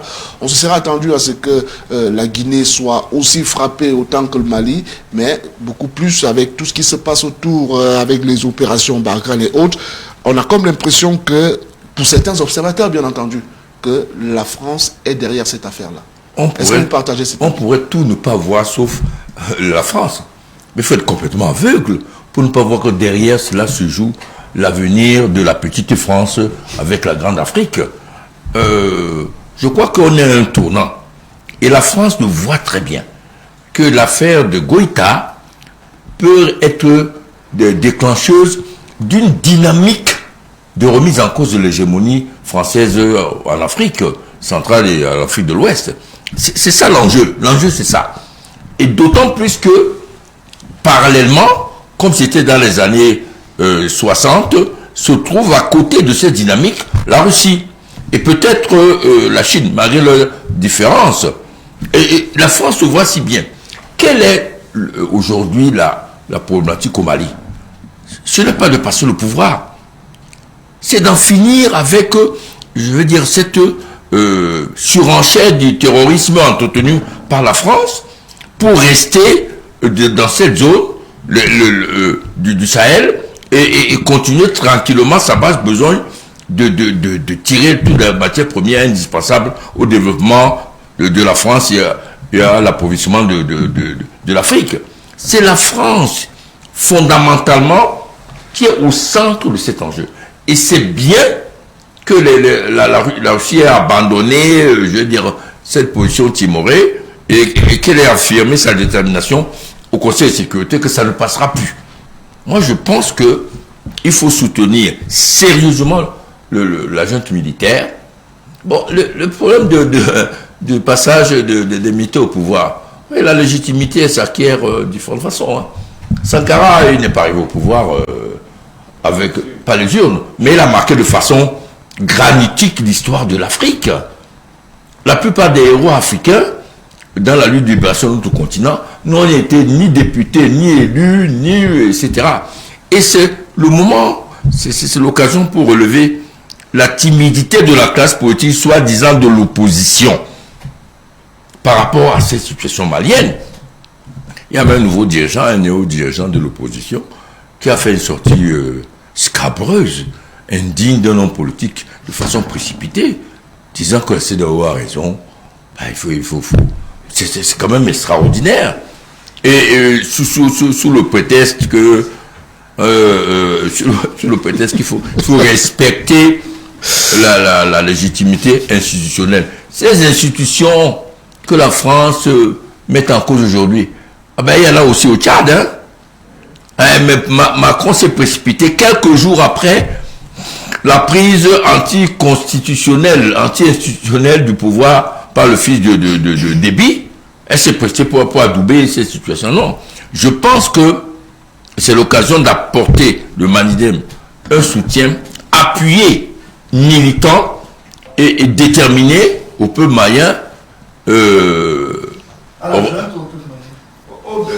Mais la junte aujourd'hui défend les intérêts du peuple malien.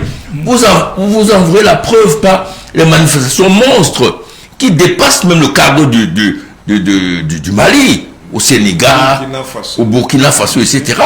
Moi, je pense que il faut apporter un soutien appuyé. Il faut que le Manidem apporte un soutien appuyé à la junte, mais au peuple malien. Tout simplement. Mais aujourd'hui, on ne peut pas dissocier. Ce qui est quand même en déphasage avec les sorties des autres hommes politiques du Cameroun. Si vous les appelez les hommes politiques, oui. Mais moi, des rigolos, de vrais rigolos. Comment peut-on, dans la situation actuelle de notre continent, soutenir cette prise de position de la CEDEAO, apparemment que l'Union africaine en boîte, alors que la même CEDEAO a été d'un laxisme, d'une complicité avec Ouattara. C'est extraordinaire. Je venais de lire un extrait du livre de Gbagbo. Il raconte ces derniers instants au pouvoir. Comment la France a décidé de bombarder un palais présidentiel. Sachant que le président y est. Avec des innocents, des femmes, des enfants, etc. Et appelez-le comme vous voulez ces autres hommes politiques, mais c'est extraordinaire. L'avenir de l'Afrique ne dépend pas, comme a dit Obama, des institutions fortes. Il dépend de la volonté du peuple africain de se sortir de cet étau des Occidentaux. Alors, Simon, la junte dispose-t-elle des moyens pouvant faire face aux mesures édictées contre elle par la CEDEAO, sur le temps plus qu'on essaie quand même de voir une certaine démarche entreprise par la junte, des contacts avec des pays comme certains pays, et la Guinée, des contacts avec le secrétaire général des Nations Unies. Est-ce qu'une telle démarche peut prospérer pour ne serait-ce que atténuer les mesures de la CEDEAO? Non, je pense que, sauf si c'est un fait, mais je crois que les dernières nouvelles font état de ce que l'Union africaine a proposé un différé d'un an et 6 mois à la junte pour pouvoir mieux préparer la transition vers le pouvoir civil. Mais je crois que je suis embarrassé par les positions de la CEDEAO. Voyez-vous, il faut se dire une chose. La CEDEAO a pratiquement légitimé un coup d'État militaire au Mali. Pourtant, quelques temps avant, je crois, au Mali. Au Mali, c'est-à-dire que cette gente qui est là, ce coup d'État c'était légitimé, puisque Ibeka était un président élu. Donc, si on veut bien être des démocrates, on ne peut pas accepter cela. Mais alors, légitimé dans le sens où la CEDEAO n'a pas agi directement, on a laissé le temps à la junte de s'installer. N'a pas agi comme elle a fait au Burkina Faso en 2015. Vous savez très bien qu'il y a eu un coup d'État réussi, mais la CEDEAO a demandé, a fait pression sur cette junte de quitter le pouvoir. On le sait très bien, mais pourquoi ça ne s'est pas fait avec Ibeka, alors que ça faisait 18 mois qu'il a été élu. Et donc, je crois qu'aujourd'hui, ce qu'ils nous ont présenté, c'était les questions sécuritaires. Et justement, ils ont dit que, bon, évidemment, le Mali était sous l'emprise des djihadistes et ça n'a pas changé. Donc, je crois que on ne peut pas faire d'un État en guerre un État suffisamment démocratique. Je crois qu'il faut laisser un peu de temps d'accalmie pour que le Mali résolve son problème de sécurité, parce qu'il faut le dire, le Mali est pratiquement 2/3 aux mains des djihadistes. Et donc, on ne saurait à chaque fois brandir parfois une démocratie vraiment superficielle alors qu'il y a un problème de fond. Je crois que la CEDEAO doit aujourd'hui se montrer bien plus agressive vis-à-vis des djihadistes pour pouvoir pacifier le Mali. Et donc, moi, je penserais beaucoup plus. Et déjà, la question que vous posez, est-ce que la CEDEAO, est-ce que le Mali est un État souverain? Et les États ne sont jamais seuls. Et je crois même qu'au niveau de la CEDEAO, il y a des pays comme le Nigeria ou même certains pays, je crois la Guinée aussi. Il y a la Mauritanie qui est justement qui ne sont pas tellement, qui n'ont pas donné, à mon sens, l'impression d'être accrochés à cette mesure-là. Je crois également qu'il y a des personnes assez bien réfléchies à la CEDEAO pour se rendre compte que bon, peut-être que c'était trop fort. Il faut permettre à ces pays-là de respirer un peu pour pouvoir d'abord pacifier le pays, et après le reste ira après, parce que si on continue avec cette histoire de toujours, à chaque fois qu'il y a un problème au Mali, on dit démocratie, rendre le pouvoir civil, ainsi de suite, on va se retrouver à un moment avec, comme le professeur le disait, un cycle de coups d'État. Je crois que c'est une dizaine de coups d'État au Mali, et donc il faut que nous sommes au 21e siècle, il faut que ça s'arrête. Il faut que ça s'arrête vraiment. C'est l'avantage qui plie l'Afrique. Alors, allez-y. Je crois pour chuter que le Mali doit, à mon sens, utiliser tous ses partenaires pour pouvoir permettre à son peuple d'être en paix. La France. Malgré ces mesures, président Anissé Kane, malgré ces mesures, on a l'impression que la jeune devient de plus en plus populaire auprès de la population malienne. Qu'est-ce qui peut expliquer ce regain de popularité?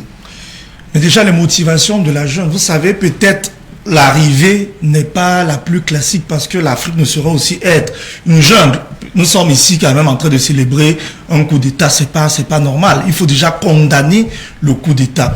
Mais je dis, les coups d'État doivent être condamnés. Moi je le dis, parce que c'est la voie démocratique qui devrait a priori conduire quelqu'un à prendre le pouvoir. Aller par un coup d'État, c'est pas la manière la plus légale, ou alors ce n'est même pas une manière légale d'atteindre le pouvoir. Les grands pays ne se sont pas faits grâce à la démocratie européenne. Mais président, reconnaissons que les époques sont révolues quand même. Nous sommes au 21e siècle. S'il faille encore revenir à la guerre pour prendre le pouvoir, je crois que nous sommes en train de perdre quelque chose quand même. Mais les Occidentaux font la guerre. Les Anglais sont allés au Mali faire la guerre pour récupérer une île à 13 000 km de leur pays. C'est pas la guerre, ça? Mais pourquoi passer alors aux élections? Je crois que si ça devient la loi du plus fort, on parlera d'autre chose. Parlant des sanctions, monsieur Donald, je crois que ça n'arrange personne. Déjà, le premier problème, c'est que le peuple malien souffre.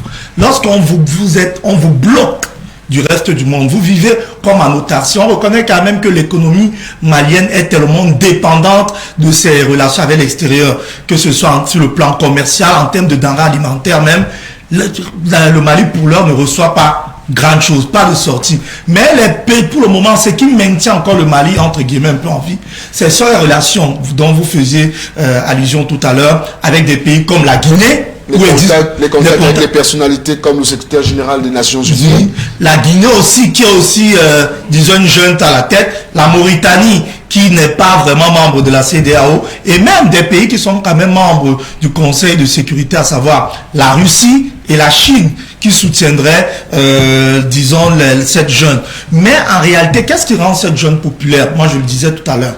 Vous pouvez venir par, disons, vous pouvez entrer par la mauvaise porte, permettez-moi l'image, mais une fois à la tête du pays, on se rend compte que vous avez de belles intentions. On s'est rendu compte que la junte voulait révolutionner la façon de faire. On a vu que la junte vraiment était à l'écoute des besoins du peuple. Et je crois que c'est ça qui rend un peu cette junte populaire. Mais le véritable problème avec les jeunes, ça il faut le reconnaître, lorsque des militaires sont à la tête du pouvoir, il n'y a pas de véritable délai. Le prof parlait de transformation. Jusqu'à quand?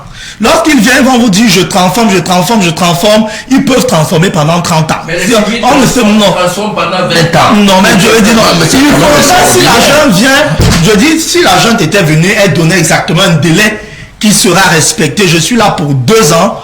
Après les 2 années, elle dit j'organise des élections. Mais vous savez, lorsqu'elle fera 5 ans, elle dira non, il y a toujours la guerre, il y a toujours les djihadistes. Eux ne partiront jamais. Elle restera. Et c'est le véritable problème avec la CEDEAO qui sait que comme la junte est venue, déjà, il y aura le message, le discours ne passera pas facilement avec des militaires comme ça passe avec des civils.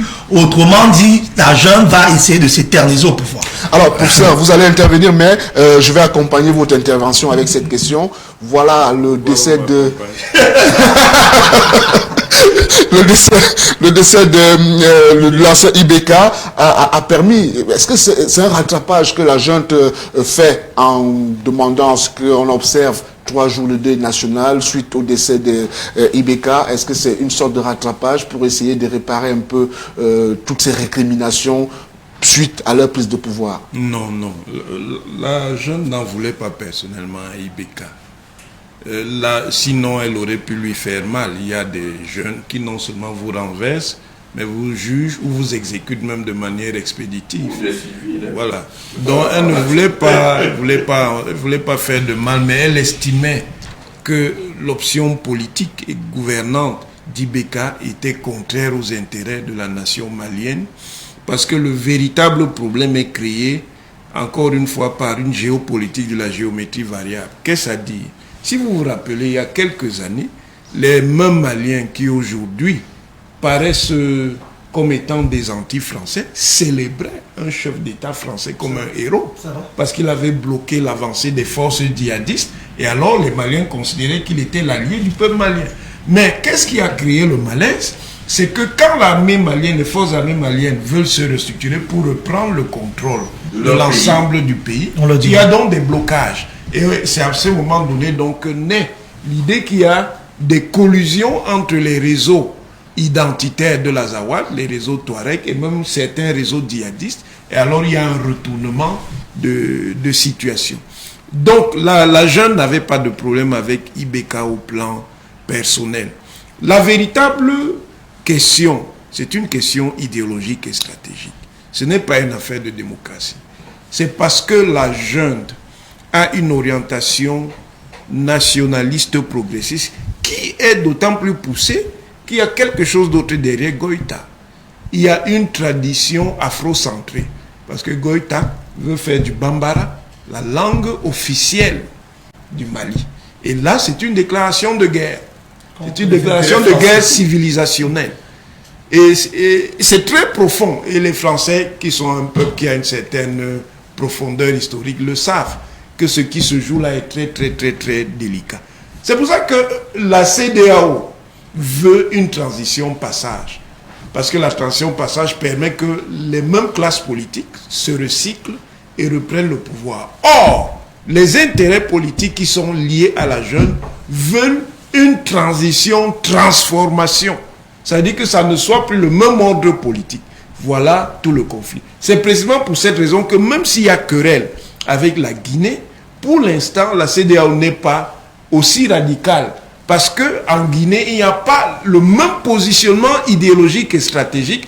Alors on se dit qu'on pourrait normaliser Doumbouya. Alors, à Nisekane, voilà, l'Union africaine, on n'en a pas beaucoup entendu. Peut-être pour certains parlent même de silence complice. D'autres pensent que l'Union africaine est toujours en instance de réflexion parce que dépassée par les événements. C'est le syndicat des chefs d'État.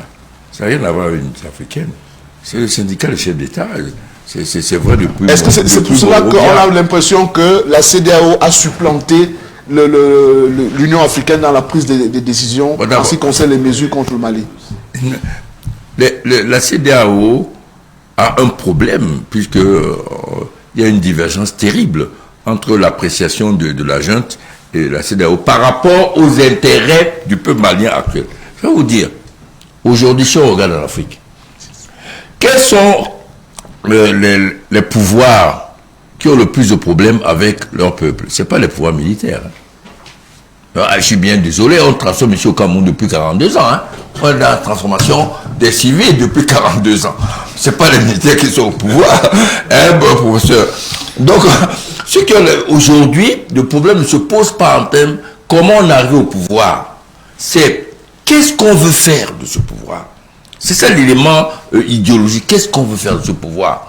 Premièrement. Deuxièmement, est-ce qu'on veut vraiment que l'Afrique se libère? C'est ça. En clair,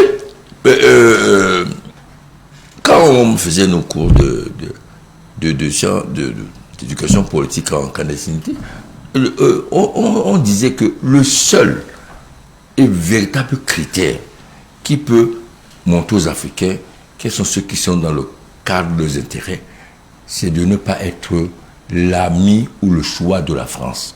La France a choisi en Afrique là, son camp, c'est la CEDEAO. Et on voit bien qu'elle fait tout. C'est la France qui a monté les mesures de la CEDEAO. Puisque quand le Mali parle de franc CFA, la France ne doit pas rigoler. Hein. Elle ne peut pas soutenir une démarche pareille. Moi je dis, c'est bien de penser à la démocratie. C'est bien de penser aux institutions fortes, comme disait Obama. C'est mieux, beaucoup mieux de pas. Oui, c'est bien. Mais c'est beaucoup mieux de penser aux intérêts des Africains, avant tout. Alors, toujours sur le cas du Mali, je vois Simon qui veut à tout prix intervenir. Oui, je voulais d'abord préciser que moi je ne sais pas pourquoi est-ce que certaines personnes pensent que le peuple malien est derrière la junte.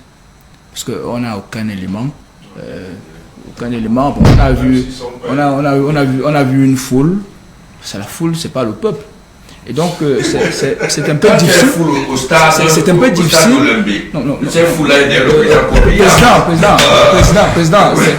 Président, on peut le dire parce que le président de la République a gagné avec 71,21% de suffrage. Donc on peut comprendre que ça va de soi, que c'est une conséquence de vous allez ouvrir un autre débat. Maintenant, je voudrais dire ceci, c'est que il ne faut pas légitimer les prises de pouvoir par la force. Parce que si on revient au Cameroun, nous avons des gens qui se sont armés, ils font leur loi. Et même ils peuvent obliger les populations apeurées à faire foule et dire voilà, nous sommes ainsi de suite, ainsi de suite. Nous pensons que... Excusez-moi, les militaires sont aussi des citoyens. Nous pensons que... Oui, sont des citoyens à part entière. Oui, président. Qui ont à cœur l'intérêt de leur peuple. Les militaires dans un État moderne n'ont pas vocation à prendre le pouvoir. La modernité, ils ont plutôt vocation à protéger l'intangibilité des frontières et autres. Votre modernisme sort de la France, de l'Afrique antique. Nous pensons que le Mali a deux problèmes. Le premier problème, c'est la paix. C'est-à-dire que des problèmes de sécurité et que ses partenaires devraient plus l'aider à solutionner ce problème. De deux, l'accompagner justement vers la démocratisation effective. Parce que, contrairement, parce que moi j'ai suivi le président qui voulait faire un malheureux glissement avec ce qui se passe au Cameroun. Je crois que le Cameroun, le président de la République a bâti un État moderne, bien structuré, ce qui fait qu'aujourd'hui, l'alternance... Vous êtes en face du communicant du RDPC. Et donc je ne vois pas, mais je trouve que le peuple malien, qui est un peuple frère, a besoin qu'on soit, ou du moins qu'on ne soit pas, parce que je vous ai aussi entendu taper sur la France, ainsi de suite, ainsi de suite. Ce sont des États qui n'ont que d'intérêts, qui n'ont que des intérêts. Et donc, chaque pays doit savoir préserver ses intérêts. Même nous, on préserve nos intérêts. Si on trouve que nos intérêts peuvent être ailleurs, et évidemment, vous n'allez pas nous demander d'aller faire joujou, ainsi de suite, ainsi de suite. Je pense qu'aujourd'hui, les Maliens doivent... La junte se prévaut de la même démarche. Bon, mais sauf que cette démarche est arbitraire. Elle est arbitraire, c'est-à-dire qu'elle doit avoir l'onction du peuple, de telle sorte que ce soit beaucoup plus légitime. C'est ce que nous disons. Maintenant, c'est bien plus compliqué. Donc Sankara est un président illégitime. Nous disons ceci, c'est que nous pensons, et nous sommes derrière la démarche de l'Union africaine, parce que l'Union africaine s'est prononcée, je crois, hier ou aujourd'hui, en demandant une prorogation d'un an, 6 mois. Et contre la démarche de CEDEAO. Justement, je estime que c'est un débarras. C'est trop facile de dire ça. Non, je ne pense pas. Et c'est justement l'erreur que certaines personnes font souvent. Parce que même en 2011, lorsque malheureusement l'OTAN avait détruit la Libye, l'Union africaine n'avait pas été écoutée. l'Union africaine a évacué la solution militaire. Et donc, aujourd'hui, quand on veut encore dire que, voilà, l'Union africaine s'est prononcée, je crois que la CEDEAO devrait raviser ses positions parce que l'Union africaine est l'instance la plus représentative des Africains. Alors, est-ce qu'il n'y a pas contradiction à ce niveau? On a la CEDEAO qui édicte les mesures d'austérité. On a l'Union africaine qui essaie de prolonger l'échéance en demandant à ce que certaines choses soient réglées avant de mettre en application. Est-ce que ce n'est pas contradictoire, professeur? C'est contradictoire parce que au niveau de la CEDEAO, il y a un acteur indirect qui est la République française qui dispose d'intérêts importants dans la zone, non seulement au Mali, mais aussi au Burkina Faso, au Niger, en Côte d'Ivoire, au Sénégal, en Guinée, au Nigeria, et qui pèse directement sur les orientations de la CEDEAO et qui s'appuie sur certains chefs d'État, en particulier le chef d'État ivoirien, pour engager ce qui est devenu un véritable bras de fer, parce que de l'autre côté, le président de transition, le colonel Goïta, a dit que lui ne veut pas voir Alassane Ouattara dans une éventuelle négociation. Donc, l'Union africaine est beaucoup plus détachée. Et puis, vous savez maintenant que dans les usages de la gestion des crises en Afrique, on fait porter la gestion aux communautés sous-régionales. Ça permet à l'Union africaine de se dégager un peu, mais de venir réguler si on estime que l'organe communautaire n'est pas équilibré. Et je pense que l'Union africaine a estimé que la position de la CEDEAO était très déséquilibrée. Elle essaie de trouver, moyennant une justice à la Salomon, une position qui serait beaucoup plus convenable. Voilà. Est-ce qu'il y a encore quelqu'un qui veut intervenir? Parce que moi, je vais mettre un terme à l'émission.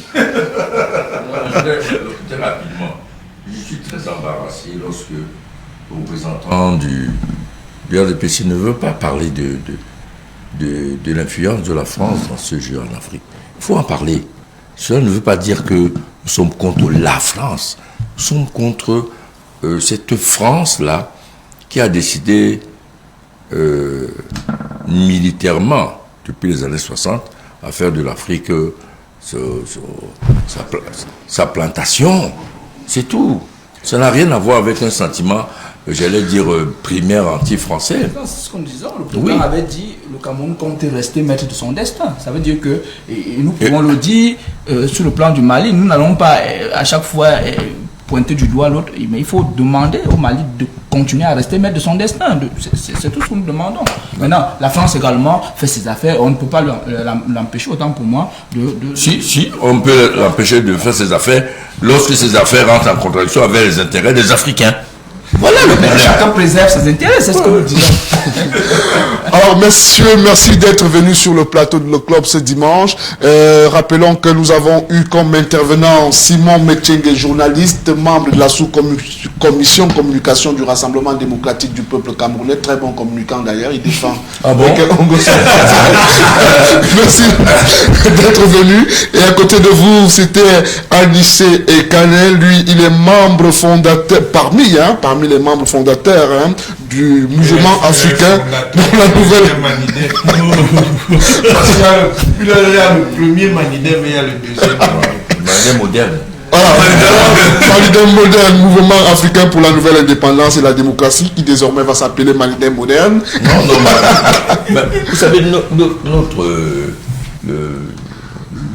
slogan, c'est le Cameroun est notre patrie, l'Afrique notre avenir. Donc, vous voyez bien que la saison du Mali nous donne le ticard. Alors, merci d'être passé, Anissé Ekane. Également, Frampek, qu'on a carrément pris au pied levé, lui qui s'apprêtait à aller couvrir la conférence de presse des Lions Indomptables au stade d'Olembe. L'heure est passée? Oui, puisque disons, c'est pas possible, mais on va se rattraper avec les entraînements qui auront lieu dans l'après-midi. Merci donc d'être venu sur le plateau de Le Club, mais évidemment, le professeur Mathias Eric Olangini. Le professeur Mathias Eric Olangini qui était là parmi nous. Et avec lui, on a décrypté pas mal d'actualités de cette semaine. On rappelle quand même Frampek, en termes de rattrapage, qu'il y a quand même un lion indomptable qui est vainqueur. Francis Ngannou. Il a dominé Cyril Gane, disons, ce matin. Et en changeant de style. Parce que justement, avec le combat au sol. extraordinaire parce qu'on ne l'attendait pas. Combat au sol, grappling, lutte et théo. Non, il faut dire que le prof est vraiment un amateur de... Malheureusement, nous n'avons pas le droit de ces images. Sur ces images, on aurait peut-être envoyé la vidéo pour voir. Ce que j'ai remarqué, c'est que pendant qu'on était en train de prononcer le verdict, Ngannou avait déjà une parce qu'il était sûr. Non, mais c'était clair, même son adversaire. Si on disait que Ngannou avait cette c'était la super mafia. Non, c'était clair, même son adversaire ne sait même pas. Merci à tous. Bonne suite des programmes sur BNews 1. On se retrouve dimanche prochain, toujours dans le cadre du club, espérant que le Cameroun va passer le cap des 8e de finale. Bonne chance aux Lions indomptables du Cameroun. Au revoir.